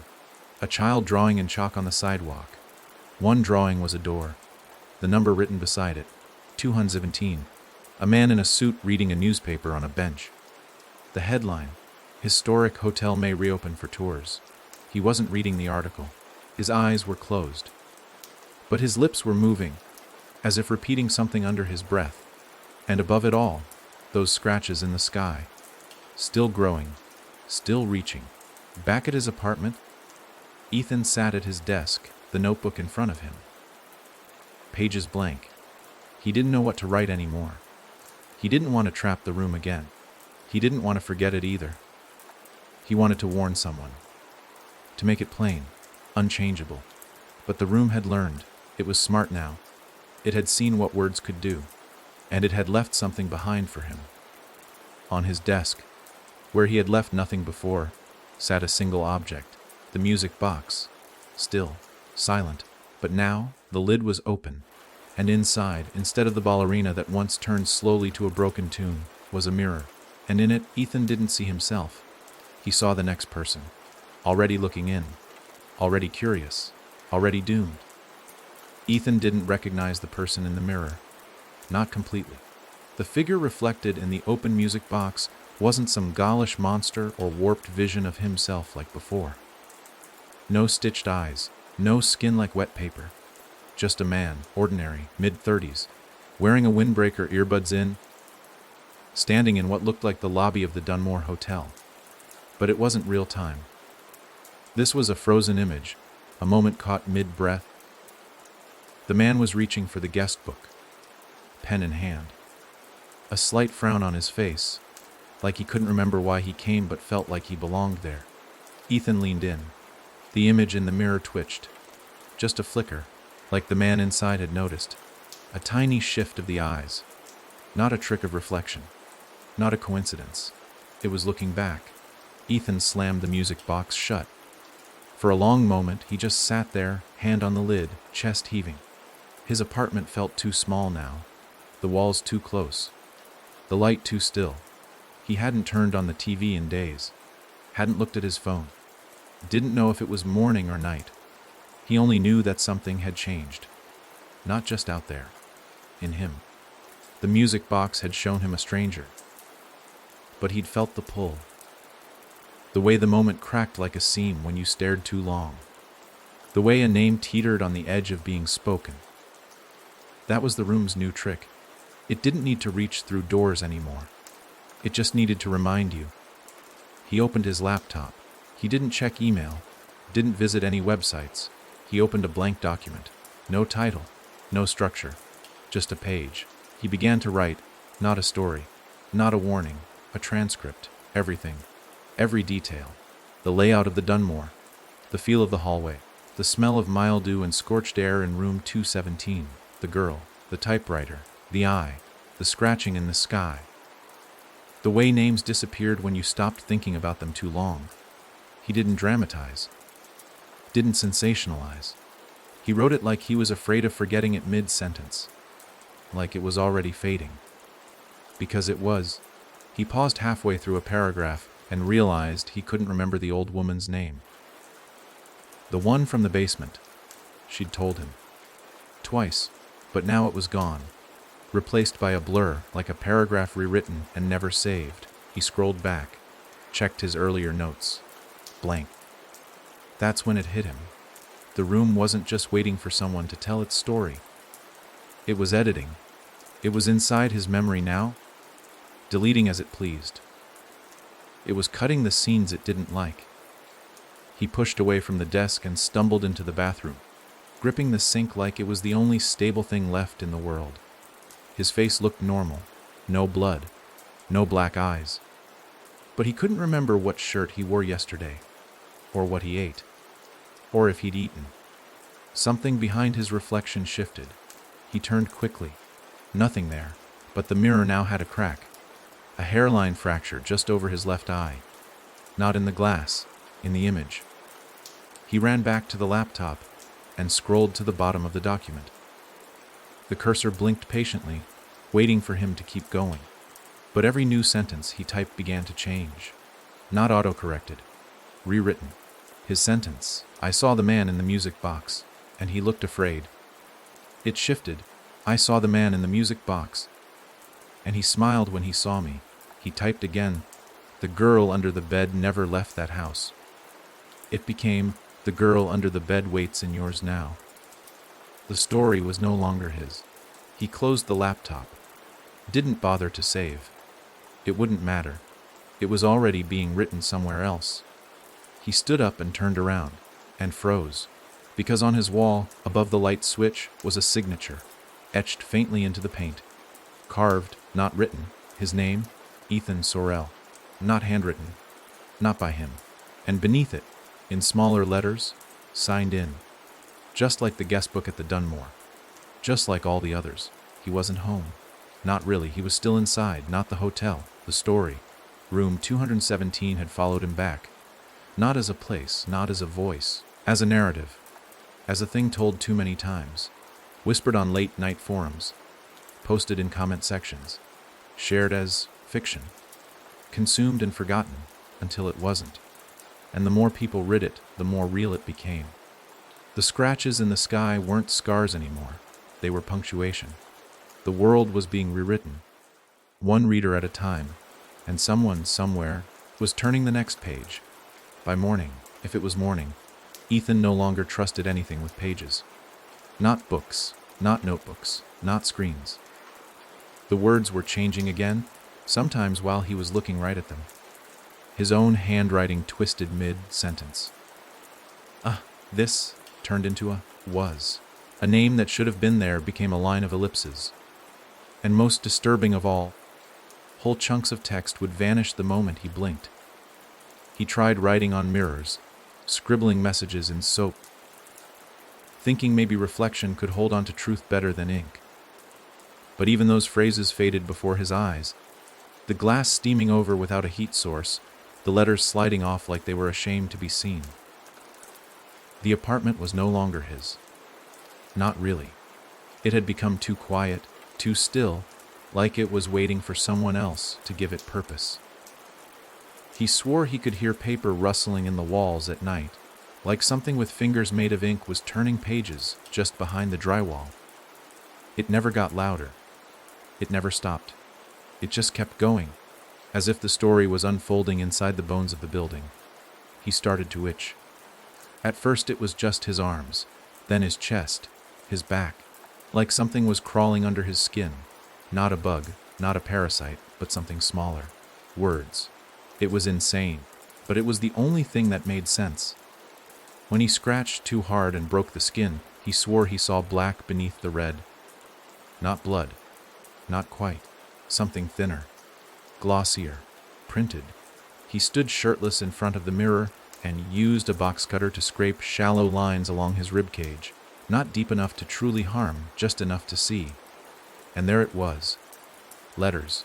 Tiny, microscopic print curling into the wound like veins. He leaned closer. The words were his. Things he'd said. Things he hadn't. Sentences from the hotel. Sentences from the basement. Sentences he never remembered writing. His skin had become the page. He stumbled back, gasping, watching the wounds knit themselves shut far too fast, sealing the text back inside him. His breath fogged the mirror. The crack above his left eye had deepened, branching now like a tree, like a roadmap through the fragile image of who he used to be.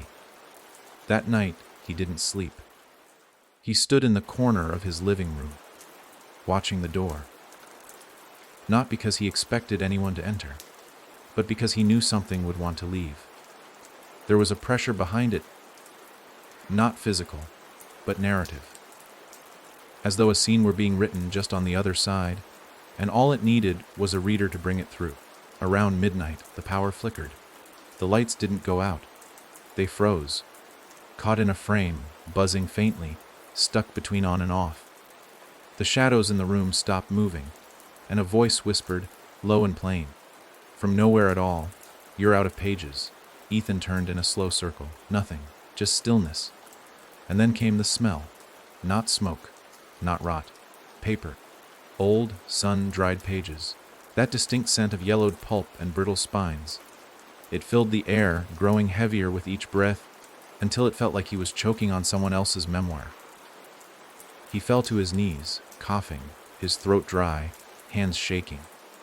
The carpet beneath him began to shift. He looked down. Letters bled up through the fibers, printing across the floor like wet ink, forming words, then lines, then paragraphs. And in the center of the room, in a perfect square, a page formed, a single, giant page, stretching from wall to wall, curling upward like parchment. And on that page was a title, the final version of Ethan Sorrell. He scrambled back. "No," he whispered. "No. I didn't write that. I didn't write it." But the words continued anyway. The story was writing itself now. His arms burned again. Those same old itches, the ones that meant a new passage had been engraved. He tore open his sleeves, found more words etched into his biceps, spiraling like tattoos with no ink, and above them a new line began to form. Letter by letter. "He returns to the room one final time," he screamed. Grabbed a knife, tried to cut it out, but every cut just bled more words. And the house, the Dunmore, it was back. Not physically, not in walls or bricks, but in layout. The hallway outside his apartment had changed. He opened his door and saw red carpet, velvet, faded, familiar. The exact same hallway from the hotel. Room 217 stood 3 doors down and had returned. Rewritten into the world by the sheer weight of repetition. Not haunted. Published. Ethan stared down the hallway, every nerve screaming at him to run, but he couldn't. He was the ending now. And endings always go back to where they started. Room 217 waited. Door closed. No key. Just recognition. And inside, a desk, a chair, and a blank page. Waiting for the last line. The hallway was too quiet. Not the comforting kind of silence. Not even the unnatural hush that comes just before something terrible. This silence felt expectant, like a breath held by the world itself, waiting for Ethan to finish what he never meant to start. Each step toward room 217 felt heavier than the last. The carpet beneath his feet was so thick, so red, it felt like walking across open veins. The walls stretched slightly with every blink, angling inward, pushing him down the corridor with a subtle force that didn't come from gravity or momentum, but from narrative inevitability. The door stood unchanged. No marks, no cracks, not even the warped edges that had once whispered rot. It was pristine now, timeless. As if it had finally settled into its proper role, not as a room, but as a scene. One that had been waiting for its protagonist to return. Ethan didn't knock. There was no need. The door unlatched before his fingers touched it, opening a fraction on its own. The gap breathed heat. Not warmth, editorial fire. The kind that cauterized endings, that sealed stories shut whether they were ready to end or not. He stepped inside. The room wasn't empty, but it wasn't full either. It held only what the story required: the desk, the chair, and the page.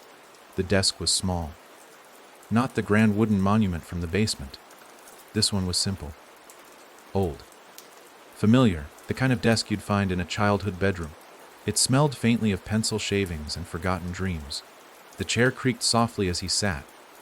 The page on the desk was pure white. No texture. No watermark. But it wasn't blank. It held one sentence, written in his own hand, though he hadn't written it yet. He chose to end it. Ethan stared. The words didn't move, didn't shimmer or twist like everything else the room had written.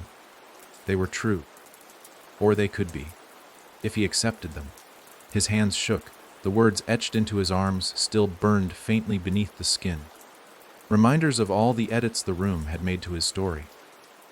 He was a walking rough draft, revised 1,000 times, each memory read, penned and rewritten by something that didn't understand humanity. Only structure, only hooks, only endings. He picked up the pen. Not a pen, the pen. The one he'd seen in every version of the guest book. The one everyone used without realizing it. Smooth, cold, etched with the number 217 along its side. He could sign the page, make it true, end the story, trap the room forever within this final line. But there was something else in the room now.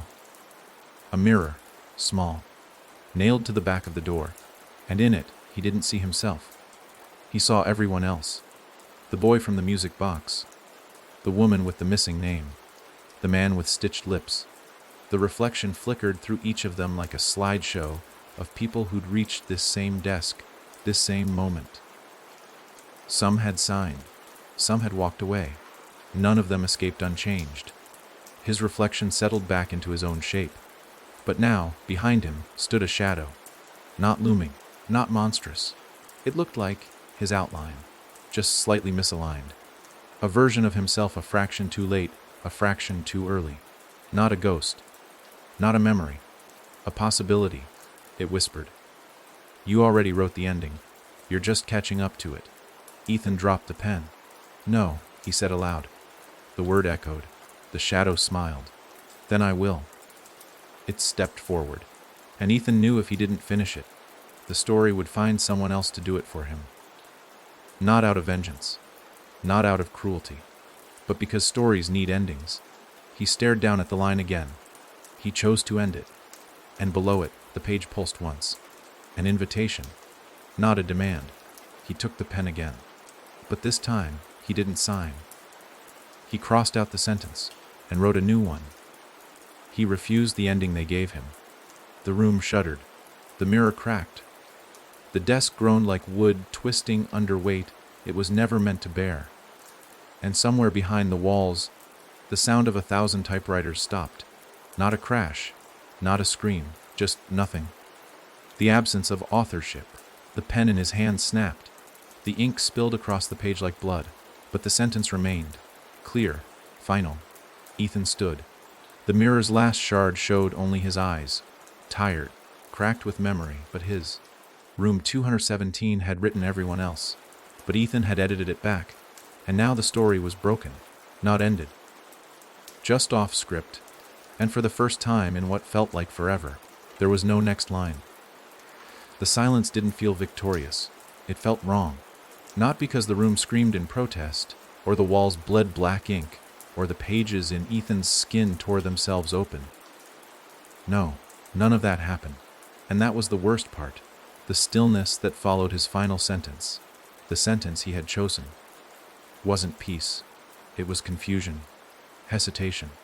The same stunned hush that settles over a theater when the curtain drops too early and the actors backstage don't know whether to bow or run.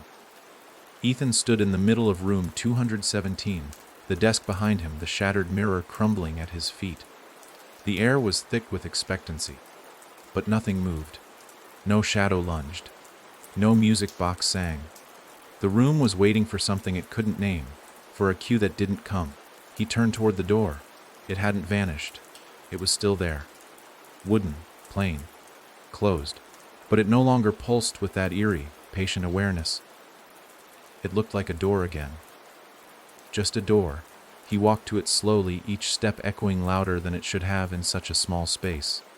His hand hovered over the knob, half expecting it to vanish under his touch or transform into another version of himself like it had before.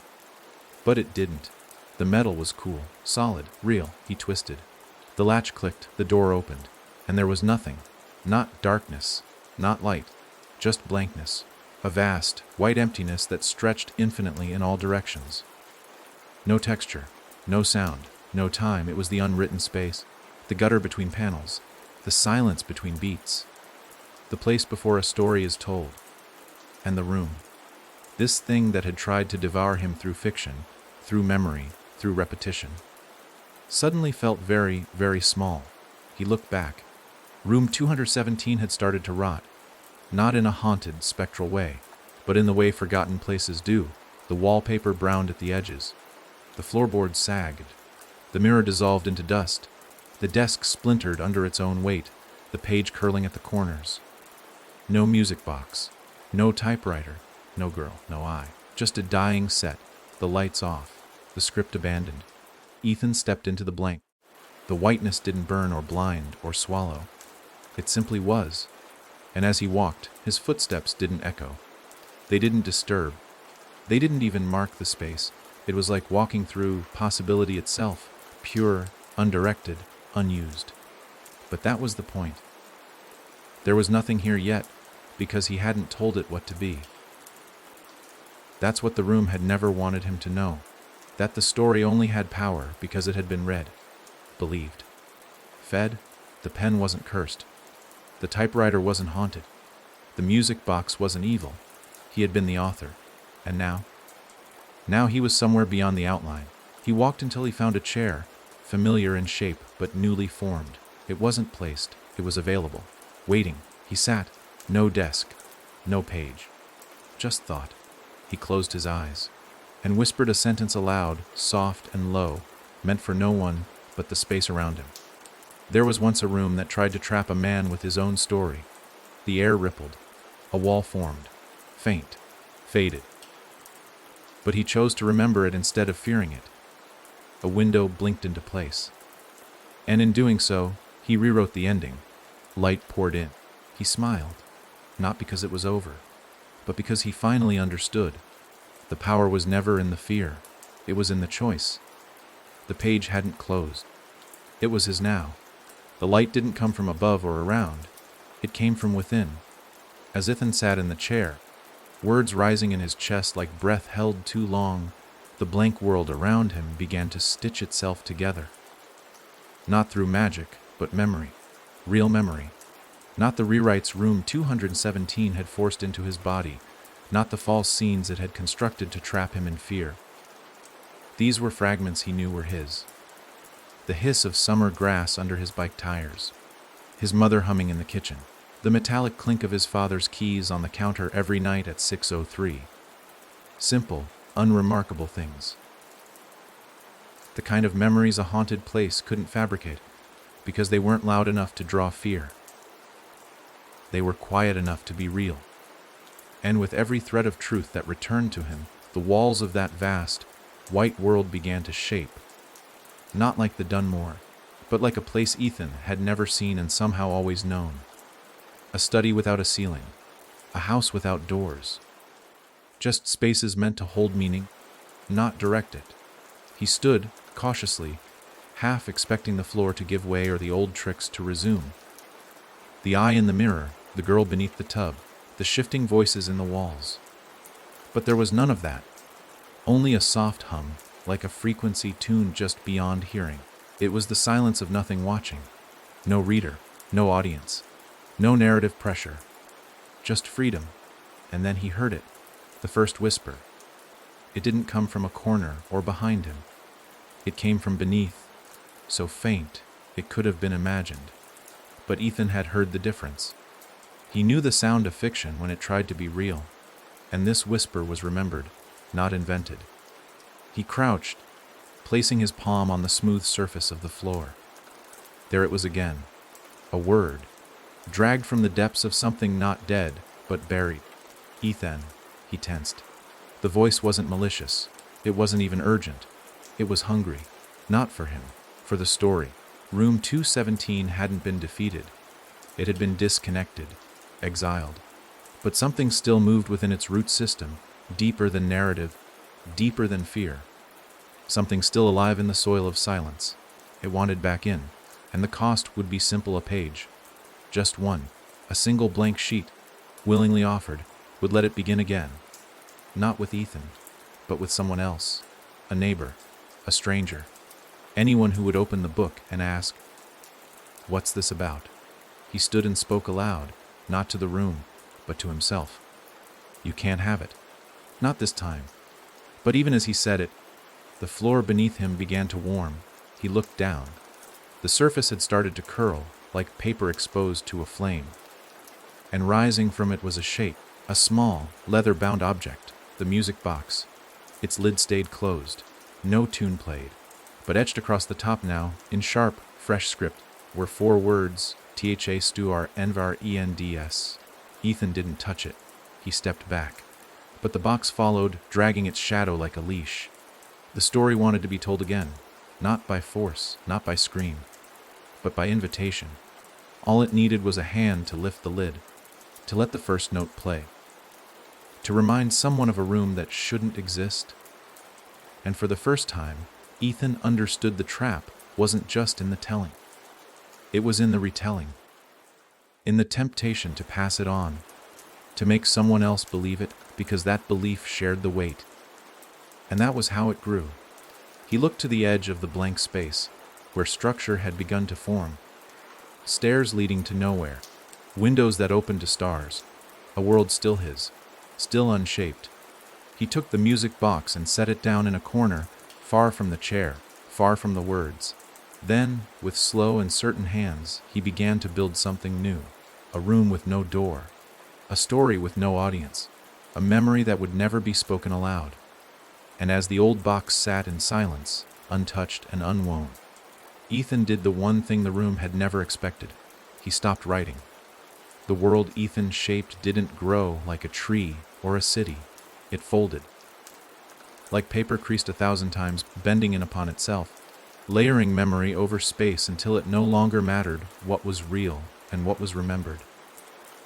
The blankness never fully left. It simply gave him room to shape meaning. But even here, in this new quiet, he knew what lurked in the corners.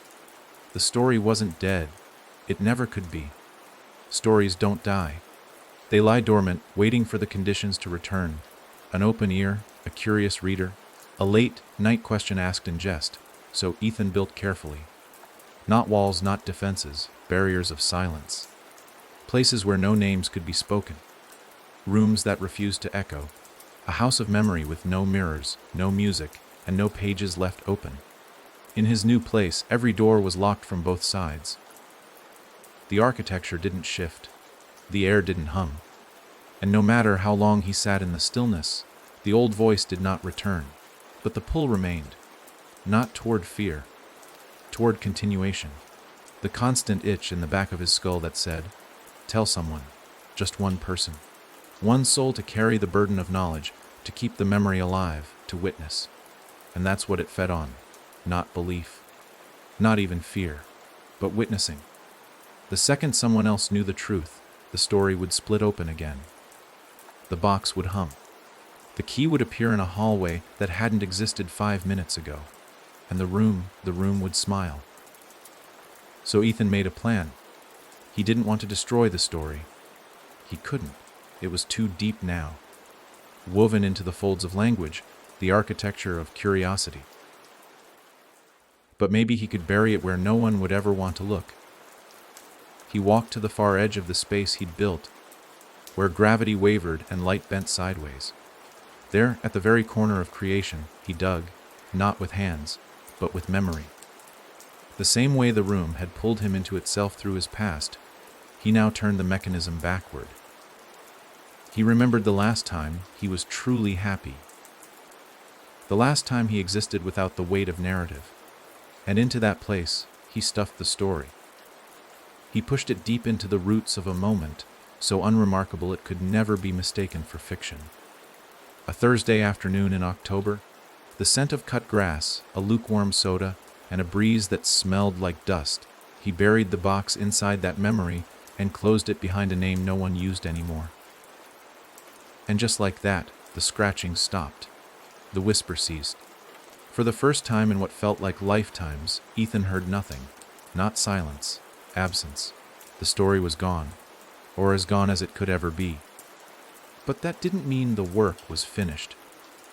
Because even as he turned away, back toward his self-made world, he felt something ripple beneath his feet. A tremor, a shift in weight. He knew the room hadn't followed him here. It didn't have to. It had left something behind. Not the box. Not the whispers. The curiosity. That was the real infection. The seed. The question whispered into someone else's life. He saw it now, clear as a headline. Not in ink, but in thought.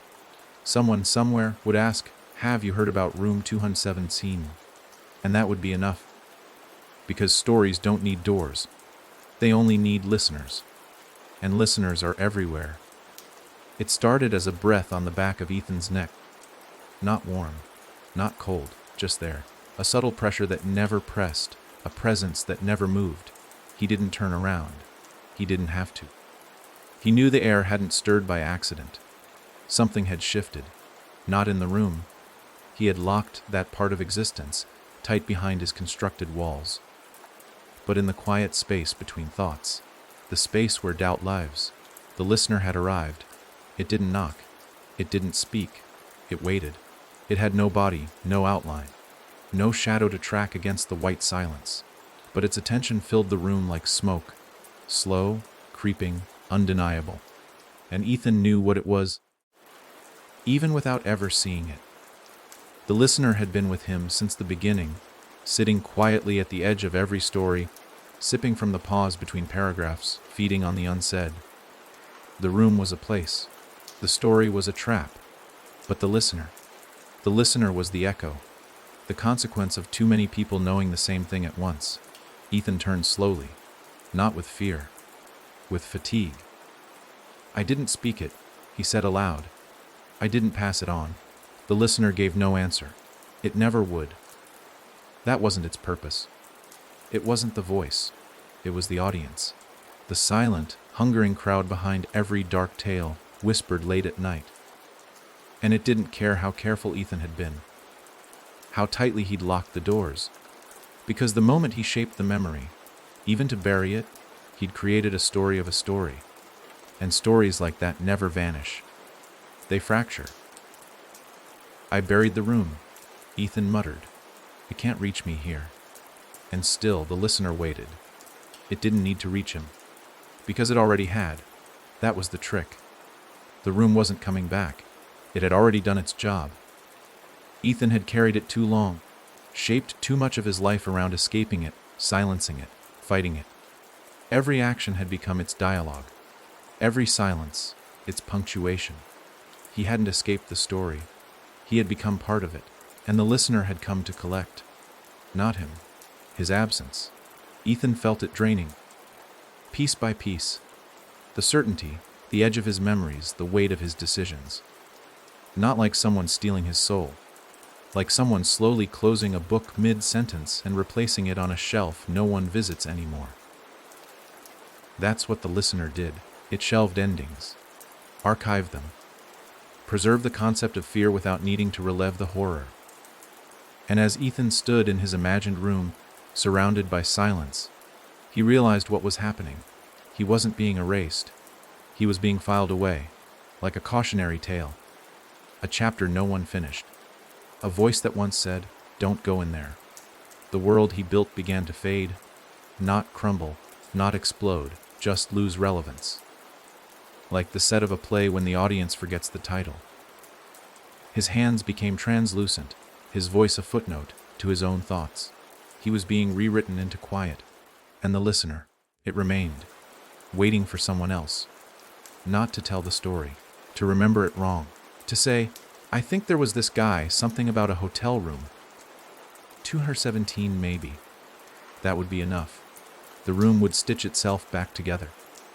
The box would hum again, and the listener would sit patiently, its blank face tilted toward the next voice, the next slip of memory, the next poor soul trying to rewrite an ending that doesn't belong to them.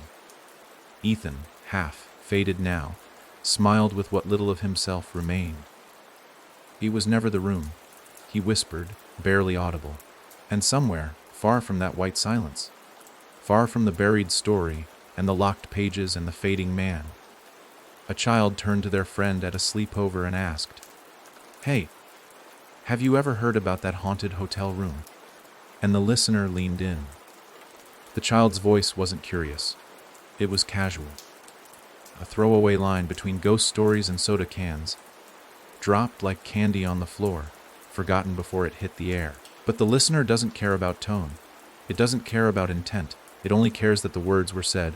Room 217. Haunted. Hotel. Heard.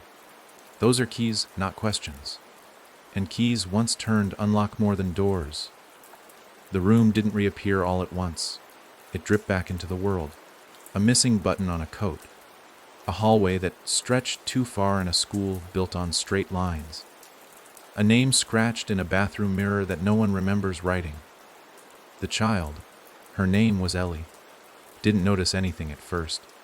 She just remembered the number, the way it felt wrong in her mouth, the way her friend Mason went quiet when she said it like that. "Have you ever heard of room 217?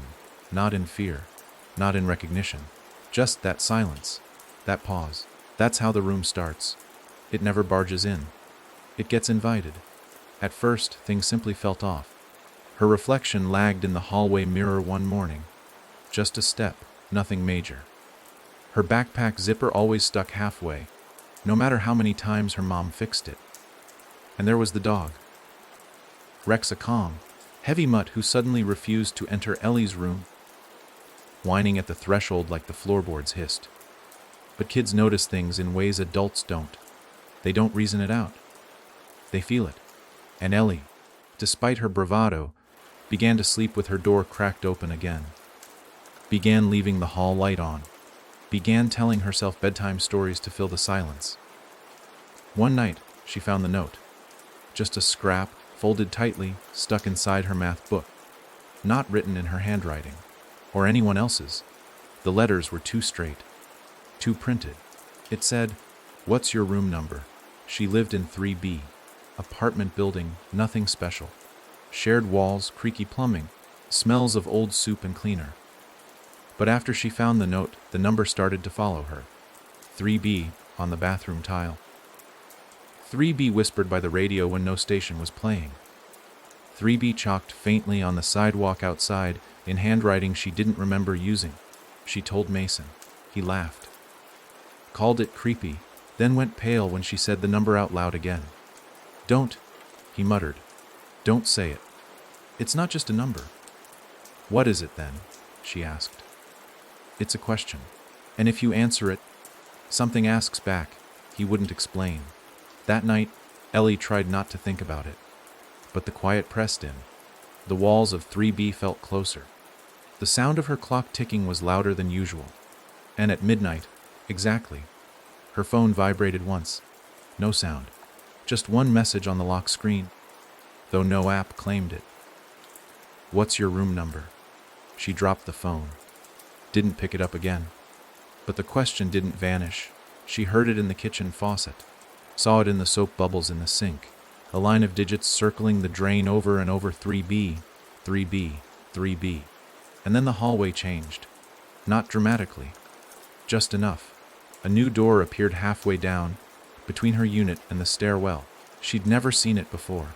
Painted dark red, brass knob. No people, no lock. And on it, etched deep into the wood like claw marks, 217. She blinked. It was gone. She blinked again. It was closer. Not the door. Just the number. It had moved, shifted. It was on her own door now. She didn't open it. She went to bed. But her dreams had walls now. Red carpet. A girl humming. A typewriter with her name already typed across a blank page. And in the dream, something leaned close. A voice she didn't recognize, but one that felt like it had always known her, said, "You answered. Now it's your turn to ask." She woke up screaming. Her mother burst in, panicked, but found nothing wrong. The room was normal. The number was back to 3B. No scratches, no strange doors. But Ellie remembered, and memory is enough, because that's how the room moves now. Through stories that feel like dreams, through whispers passed in schoolyards, through questions spoken with giggles that fade too quickly. The listener is still watching, not the child, the space around her, waiting for someone else to hear her story, to lean in and ask, what happened next? The room smiles, the page turns, and the listener keeps listening. Mason had always thought fear was supposed to come with a warning. A crack of thunder, a shadow moving where it shouldn't, some guttural sound in the dark. But what crept into his life after Ellie said those words, room 217, was quiet, subtle. It didn't burst through his window in the night or claw from under his bed. It settled behind his thoughts, sat calmly at the edge of every moment. It watched, waited, wrote. It began with a simple shift. He couldn't remember the color of his own bedroom door. One day he thought it was blue, then gray. Then it wasn't there at all until he looked at it directly. Then came the moments when he'd say a sentence and swear the last word had already echoed before he said it. Little loops, time skipping like a scratched CD, and always the number, not 217. Not yet. It was just a feeling, a number waiting to become real. He tried not to talk about Ellie, not because of guilt. He didn't feel guilty. He felt threadbare. Like the world had gotten thinner after she said that number. The fabric of their lives pulled taut, waiting to tear. And when she didn't come to school 3 days in a row, he didn't ask the teacher. He didn't visit her apartment. He just waited. Then he started hearing scratching, not at night, not in his sleep, during class, during walks, on the bus, inside his head, not a sound, a texture. Like a pen dragging across the inside of his skull, writing something he couldn't read. The more he ignored it, the louder the world got. TV static that wasn't there, conversations he couldn't follow, the letters on billboards subtly rearranging every time he blinked. He knew what it was, not instinctively, not emotionally, structurally. He was inside a story now. He had a role, and it terrified him. So he did what all kids do when faced with a truth too big. He told a lie. He stood in front of his bathroom mirror and said out loud, "There is no room 217. The mirror didn't crack. It recoiled. His reflection stuttered. For a single frame, it turned away from him before snapping back. And for a moment, not a breath, not a second, his reflection had someone else's eyes. Not a monster, not a ghost, a reader. Something looking out at him, not from a mirror, but from a page. He didn't sleep that night. Not from fear, from obsession. Something was trying to tell him what came next. It wasn't possession. It was authorship. Like the story wanted him to help write it. And every time he resisted, it rewrote something else.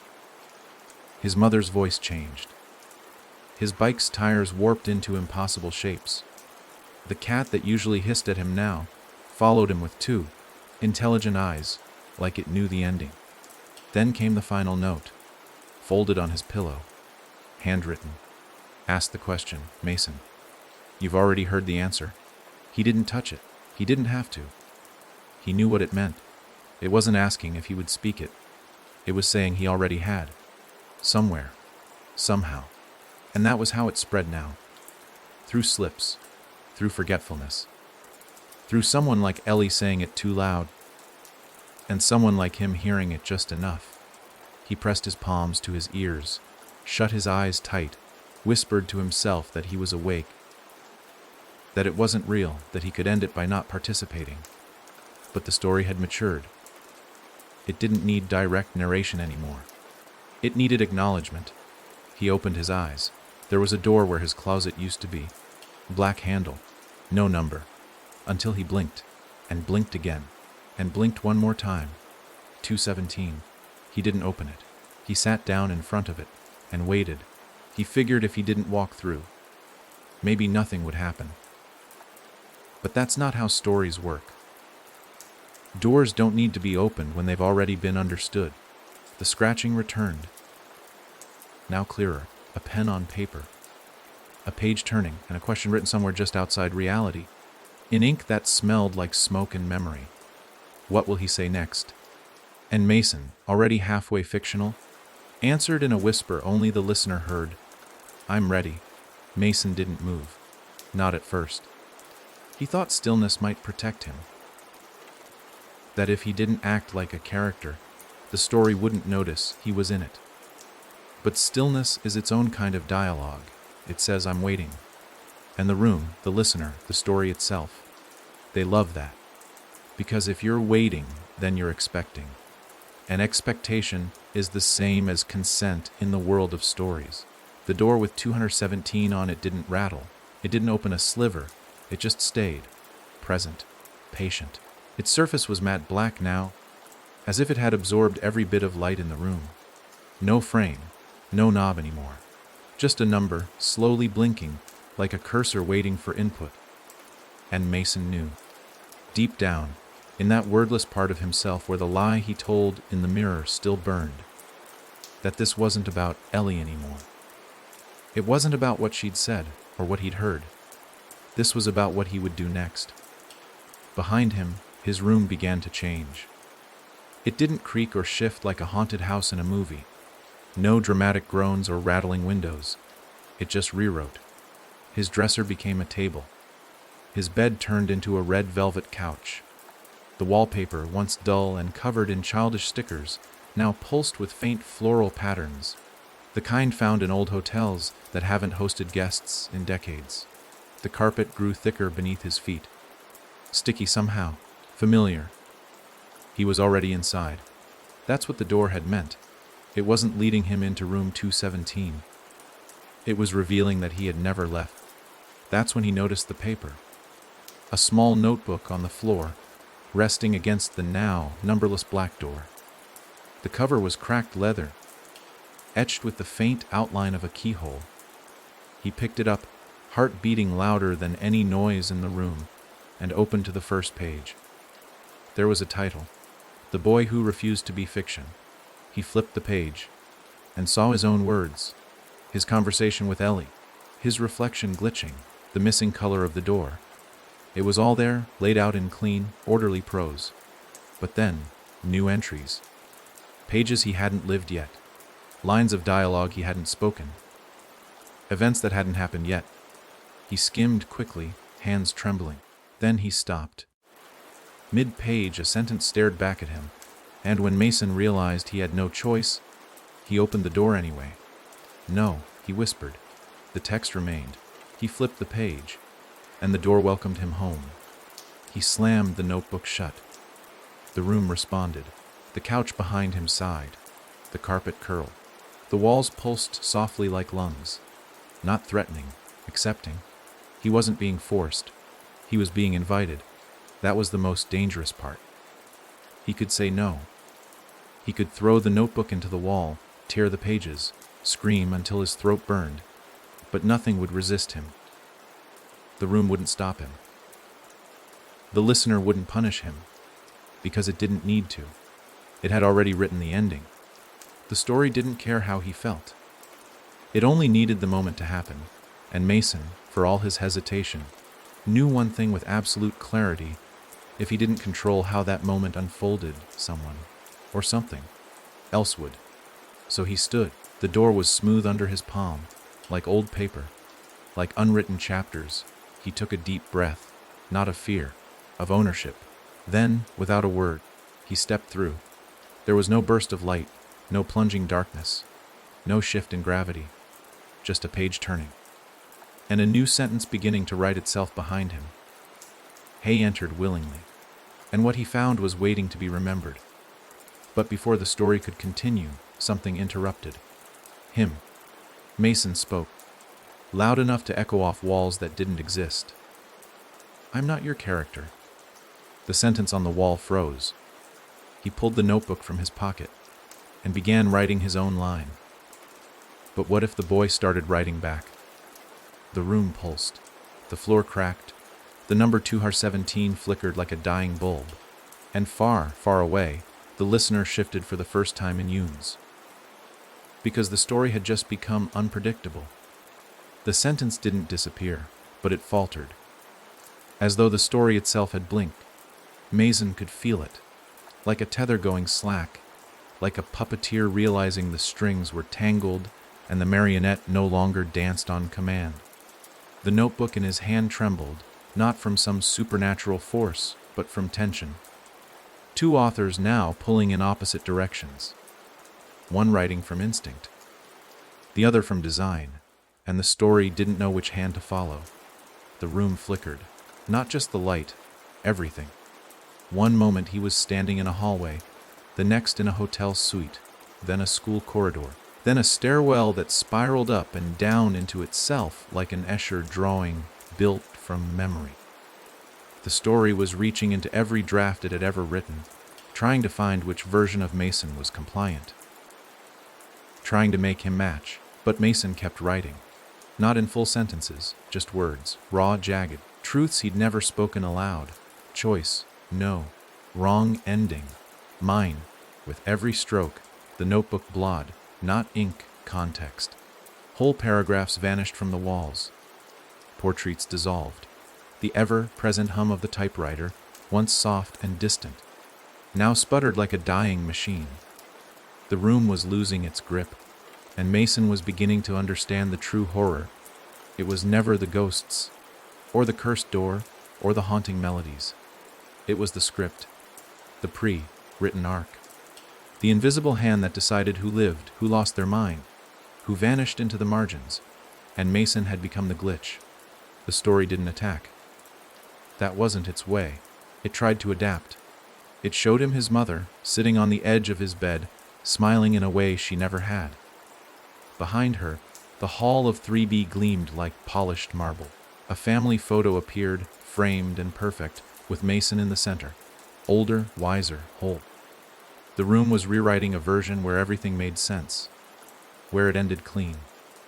But he didn't believe it. Because real life is never that tidy. He wrote another sentence. "This doesn't belong to you." And that's when the door returned. Cracked open, just slightly. No number on it this time. Just a blinking cursor, painted in black across the wood grain.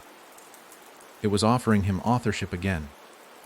But Mason was done accepting offers. He tore a page from the notebook. Wrote a line he didn't think, didn't plan. It just came. Let someone else write it wrong. He slipped the page into the door's gap. And everything stopped. The room froze. The walls flattened. The flickering halted mid-blink.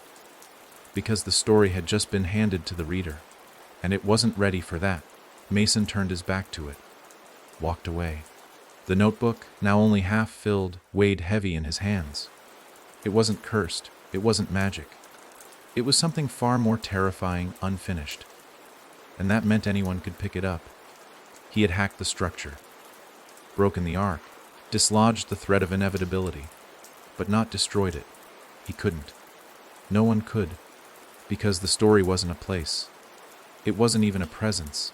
It was a question. One that could be asked by anyone, anywhere, without even realizing they'd asked. Have you heard about room 217? And the answer, whatever it might be, was always the start of the next chapter.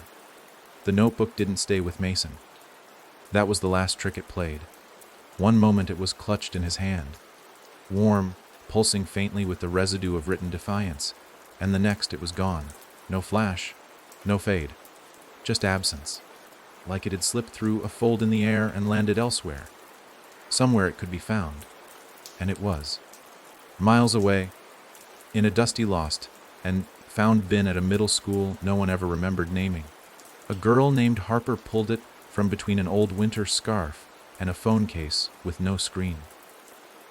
She hadn't been looking for anything. She was just touching everything, the way kids do when boredom crosses with wandering hands. She didn't feel drawn to it. She didn't get a chill.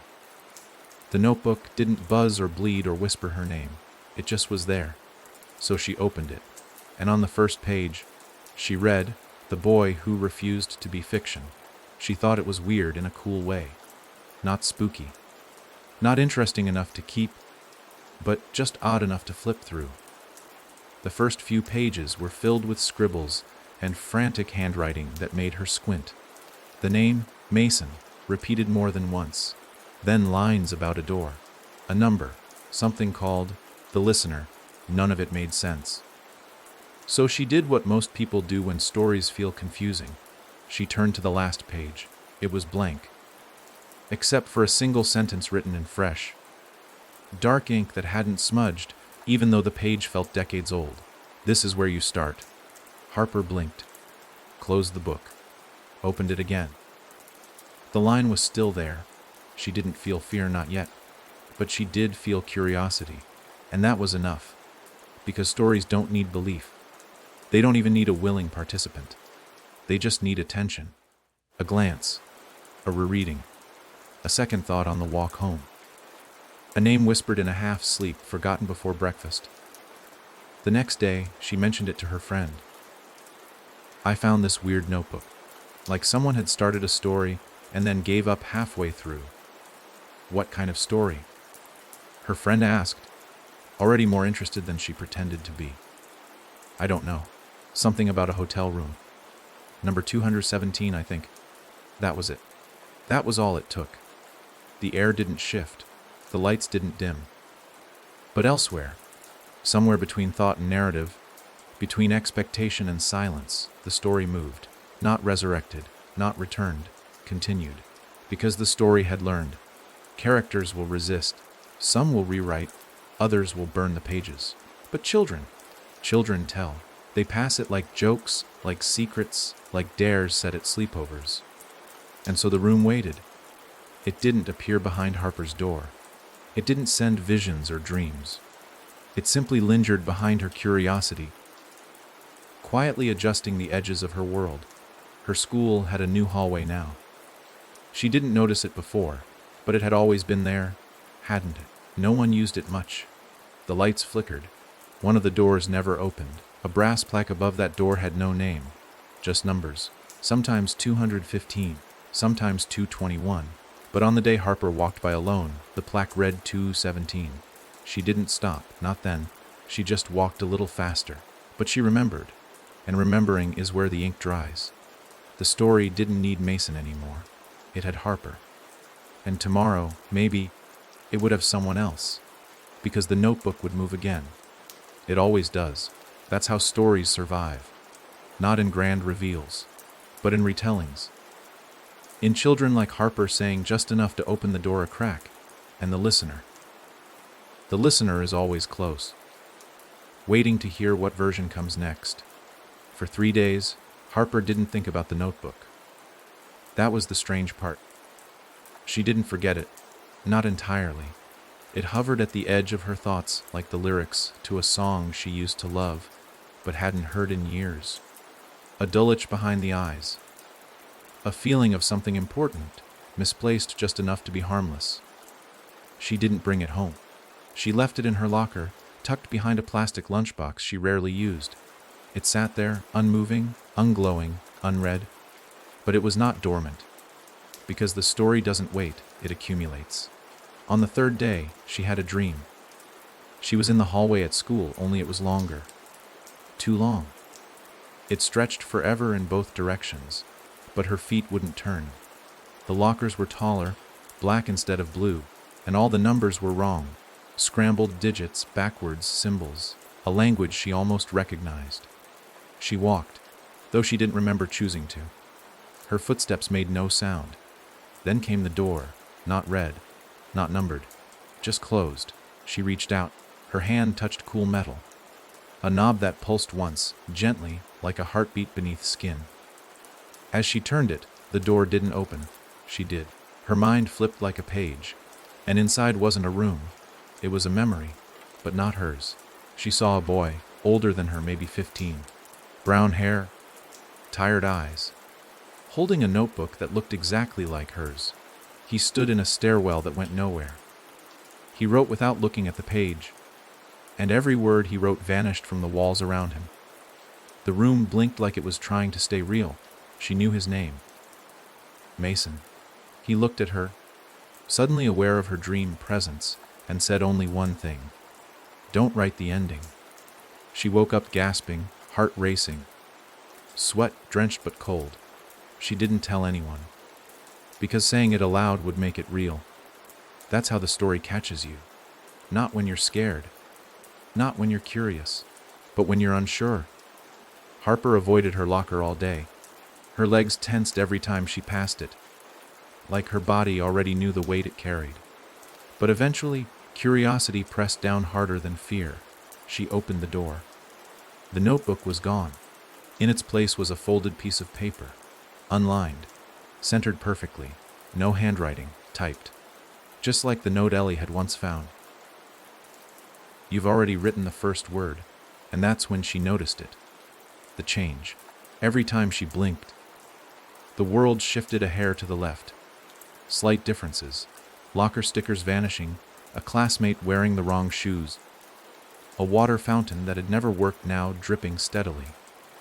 Each alteration was small enough to dismiss, but together they created an echo, as if reality had been copied, then slightly rewritten, like a draft. She began to wonder if her life had always been the real version, or if this had happened before. Maybe she'd opened the notebook once already and forgotten. Maybe the dream wasn't a warning, it was a reminder. And the scariest part, Harper began seeing 217 everywhere, not as a number, as a space, the distance between two lockers, the time it took for a question to echo back in class, the number of steps between her desk and the door. 217 had become a feeling, a pause that filled in where logic should live, a gap. The next night, she found herself writing, not in the notebook, just on scrap paper, things she didn't understand. Don't hum the tune. Check the mirror at dawn. If the door smiles, don't smile back. And at the bottom of the page, the girl who almost forgot. Almost. Because the story wants you to forget, just long enough that when it comes back, it feels new. So Harper made a decision. She burned the paper. Sat in the dark with the smell of ash curling in her nose. She didn't cry. She didn't scream. She just whispered the words Mason had said in the dream, like a spell, like a lock. Don't write the ending. And somewhere, tucked deep in a gap between pages, the listener tilted its head. Not in anger, not in surprise, in interest. Because now there were two who knew the trick. And that made the story nervous. Because the worst thing that could happen to a story like this isn't fear. It's resistance. Harper didn't tell anyone about the burning paper, but she started to carry the smell with her. Not literally. Her clothes were clean, her hair washed. But people noticed something different. Her teachers paused longer when calling her name. Her friends, mid-conversation, would glance at her as if forgetting what they were about to say. One girl in gym class even asked, out of nowhere, "Do you hear the music too?" before going pale and pretending it hadn't happened. Harper never heard any music, but she started to feel like she was walking in a version of the world edited just for her. The changes grew. She began to spot people whose mouths didn't quite sync with their words. A boy she knew for years suddenly had a scar across his cheek that no one acknowledged. Her school announcements, read each morning over the intercom, began with chapter instead of Monday, and every time she blinked too long in class, she found the word Eid faintly scribbled on the whiteboard before it blinked away. That's when the library started appearing. At first it was just in dreams, endless halls of shelves under flickering yellow lights. No sound but the low hum of thought. The books had no titles, just symbols. Some covers were soft like skin, others brittle like dried leaves. She would wander through them, unsure if she was searching or hiding. Then it appeared outside dreams, in real life. It showed up the first time when she took the wrong stairwell at school. The one that should have led to the cafeteria, but opened into a wide, domed room with floors of polished stone and rows upon rows of books stretching beyond visibility. She turned around instantly, back into the hallway. When she looked again, the door led back to the cafeteria, as it should have. But that was the trick. Once you see the library, it sees you. Harper started carrying a pencil in her sleeve, because in the library you didn't take books, you added to them. One night she was pulled back in, not through a door, but mid-thought. She was writing in her notebook at home, something mundane, something unrelated, when the words curled off the page like smoke and the air around her thinned. A moment later, she stood between two endless shelves, the same smell as before: ink, dust, ash. This time, the books had names. Not titles, names. And on a shelf close by, she saw it E. Mason, a thick, cracked, spined volume humming faintly. Next to it, a thinner one, LEC, and, beside that, still forming, its pages whispering, was one with her name. Harper L. She reached for it. Her fingertips brushed the cover. Immediately, she was elsewhere, back in her own body, back in her own room, but holding a single page torn from that book. It was warm, freshly written. Words appeared as she watched. She was the first to open the book without being written by it. She dropped the page. It dissolved, but she remembered. The library wasn't a place, it was a consequence. A shelf for every person the story had touched. Not victims, not even characters, hosts. And the story didn't always trap you through fear, it marked you by attention. Once you gave it your eyes, it could start assigning chapters to your name. Harper sat on her bed, heart slow but hard, and realized something terrifying. This wasn't just a haunting, it was a network. A self-replicating story that turned every reader into a participant, and every participant into a page. She remembered the warning, don't write the ending. But what if that wasn't enough? What if it was already being written by someone else, a classmate, a stranger, a child reading a post online titled, Weird Things About Room 217? Harper picked up her pencil. She didn't know what she'd write, only that she had to write something. Because if the story was going to spread anyway, it better know she was watching too. And she wasn't going to let it end without her permission. Somewhere between midnight and dawn, Harper began writing. Not a story, not exactly. She wrote questions. Small ones at first, ones that seemed safe. Who built the library? What happens if the shelf fills up? What does the listener do when it has no one left to hear? Questions. She hoped the story wouldn't know how to answer. She thought, maybe, if she asked things instead of stating them, she could dodge the structure, stay ahead of its grip. But with every word, she felt something tighten, like the act of writing anything was a negotiation. Every mark on the page was another handshake with something that didn't blink. And then one question fell out of her pencil before she could stop it. Who started it? The moment she wrote it, her window shattered. Not the glass, not in real life, but in thought. Her room split like film peeling off old tape. Behind it, a black and white study, dusty books stacked in unsteady towers, a man hunched over a typewriter with fingers that moved too fast. His face was wrong, smudged, unfocused, like someone had tried to remember him too many times and failed. Harper didn't know how she saw it. She only knew she wasn't supposed to. Because the moment she looked into that room, the original room, the story looked back. The man turned, not all the way, just enough. His eyes weren't eyes, they were pages, blank, waiting, and behind him stood shelves, not like the ones in the library. These were living, breathing, moving in and out like lungs, each book covered in skin, stitched with thread too red to be string. And every few seconds, another one appeared, birthed from the machine in front of him. From that typewriter, a page slammed into place. Another person added. Another chapter formed, and Harper understood. The man wasn't the author, he was the scribe. He didn't invent the story, he only wrote it as it told itself to him. The story was older than him, older than language. He was just the first one foolish, or lonely, enough to listen. The typewriter paused, smoke curled up from the keys, and a paper slid out on its own. One word on it. Harper. She stumbled back, away from the vision, heart thudding like it was trying to escape. Her room reassembled around her. Window intact, carpet cold, her notebook still on the desk.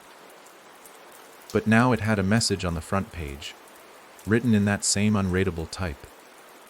Your chapter begins when you stop pretending you're not writing one. The story had her name now, but not just as a character, as a witness, as a scribe. The next day at school, she saw the hallway again, the one that shouldn't exist. The light above the third door flickered in perfect rhythm. A kid walked past her, humming a song she didn't know but recognized anyway. And scrawled faintly in pencil on her locker was a single sentence. The original author stopped long ago, but the story didn't. She looked around. Everything felt fine, normal, safe, but Harper knew the truth. The story didn't need to be told all at once. It just needed someone to hold the pen. And now the pen was in her hand. She closed her locker, pressed her back to it, and whispered a warning she didn't know she was carrying until it left her lips.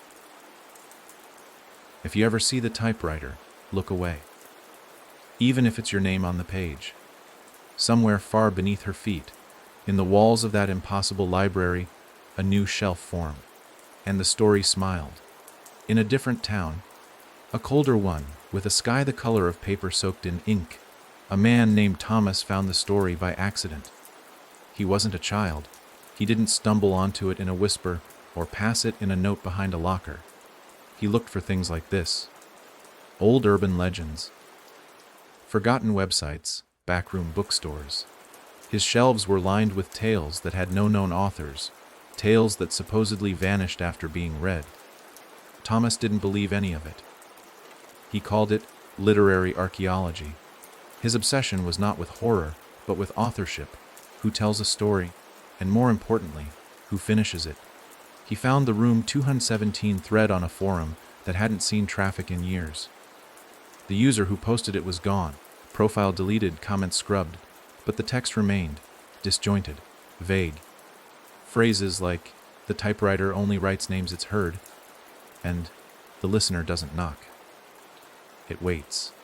And the most chilling, if you read to the end, you've already entered. Thomas smirked. The language was too polished. The myth too aware of itself, designed to feel dangerous. Like a campfire story that didn't know it had outgrown the fire. So of course he printed it out.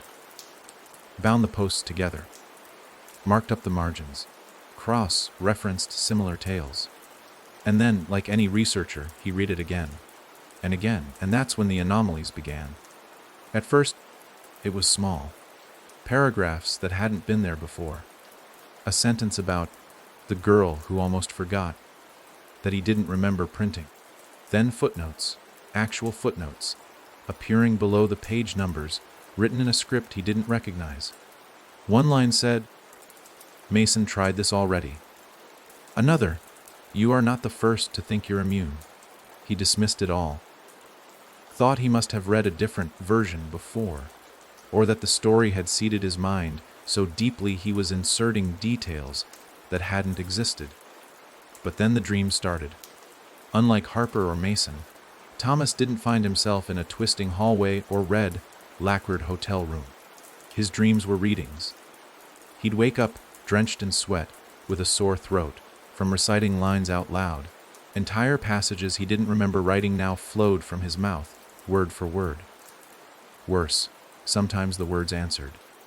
One night, after waking with a gasp, he checked his bookshelf and found a new volume had appeared. Cracked leather, no spine text, only a faint shimmer when he tilted it toward the light. Inside, one entry. The man who read too far. Followed by this. Hay believed knowing the ending would protect him. So the story wrote one he'd never reach. He tried to burn it. The flames didn't catch. He tried to throw it out. It returned. He left it at the library down the street, tucked between a medical almanac and an outdated atlas. It came back. Not mailed. Not placed on his doorstep. It simply was there, on his desk, waiting. He stopped sleeping. Stopped researching. But he kept the book in the center of his table like a deadbolt.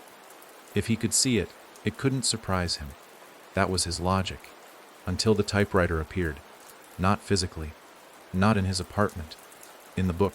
On the last page. An illustration, faint but moving, animated somehow. Each time he opened the book, the keys were typing on their own. Slowly. Building toward something. One night, the page finished typing. It said, "You've finished your part. Close the book." Thomas hesitated, because this, he realized, wasn't a warning. It was a command, and deep down he knew. If he obeyed, he'd vanish like the others. Not with a scream, not in a flash. He'd simply stop existing between pages. A character with no more lines to say. So he did something the story hadn't expected. He grabbed a pen, and he wrote, "No, I'm still reading." He slammed the book shut and locked it in a drawer. Nailed the drawer shut. Buried it under his floorboards. Then he packed a bag and left his apartment for the first time in weeks. He didn't know where he was going. Only that if the story could write him, he could still outrun it. But stories travel light, and somewhere, not far behind, the listener turned a page and followed.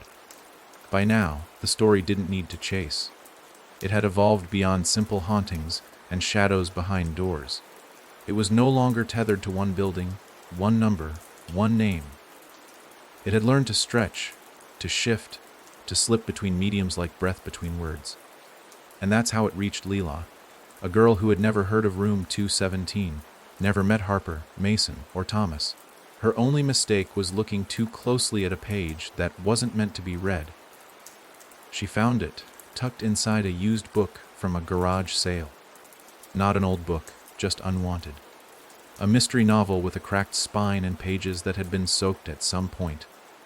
Water damage curled the corners, made the ink bleed in spots. But wedged between chapters 12 and 13, there it was a page that didn't match. Different paper. No page number.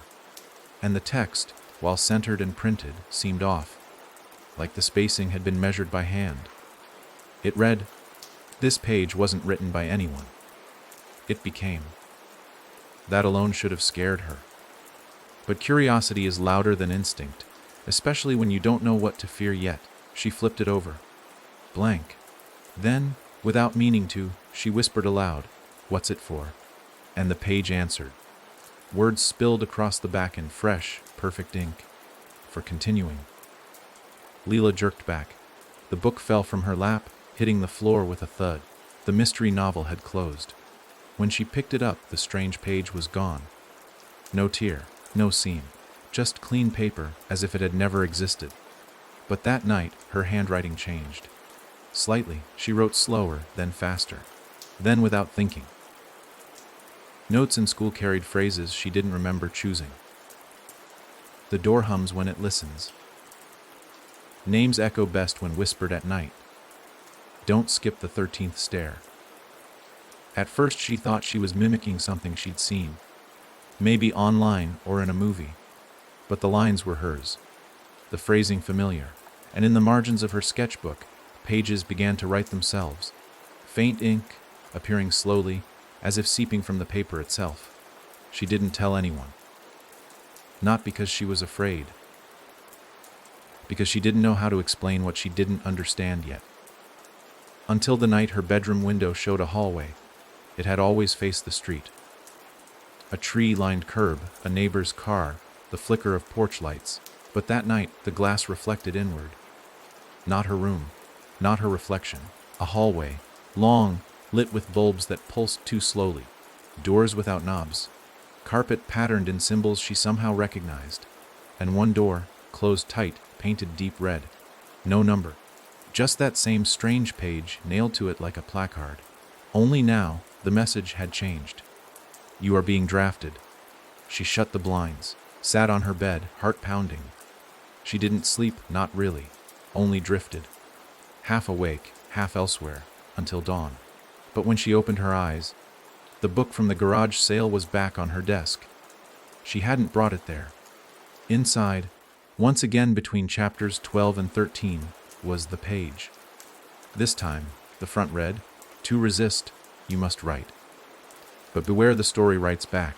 She folded it carefully, slipped it into her pocket. Leela understood now. She was no longer just reading. She was in it. Whatever was, book, curse, consciousness, it was feeding off participation, off attention, off retellings. She didn't know if room 217 was real, or just the form the story liked best. Maybe it was never a room. Maybe it was just an idea, wearing new masks as needed. She spent the next day writing deliberately, journaling her thoughts, labeling her actions, assigning words to the things that scared her most, not to fight the story, to anchor herself. Because if she stopped defining her own narrative, the story would do it for her.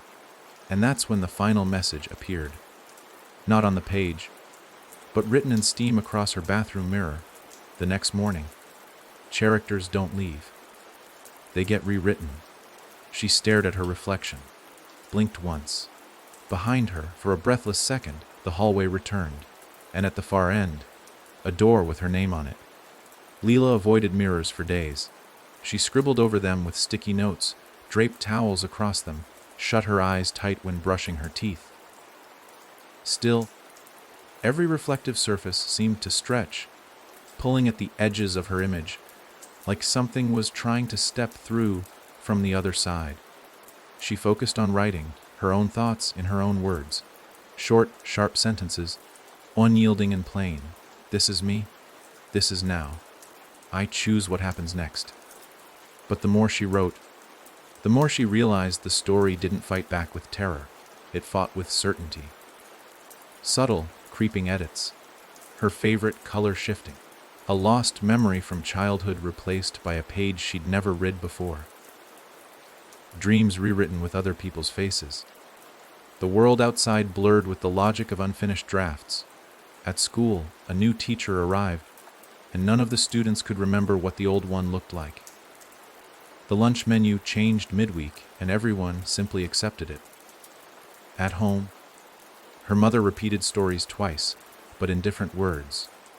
It was as if the town itself had been copied, then pasted with small changes, over and over, until even reality started to question its own continuity.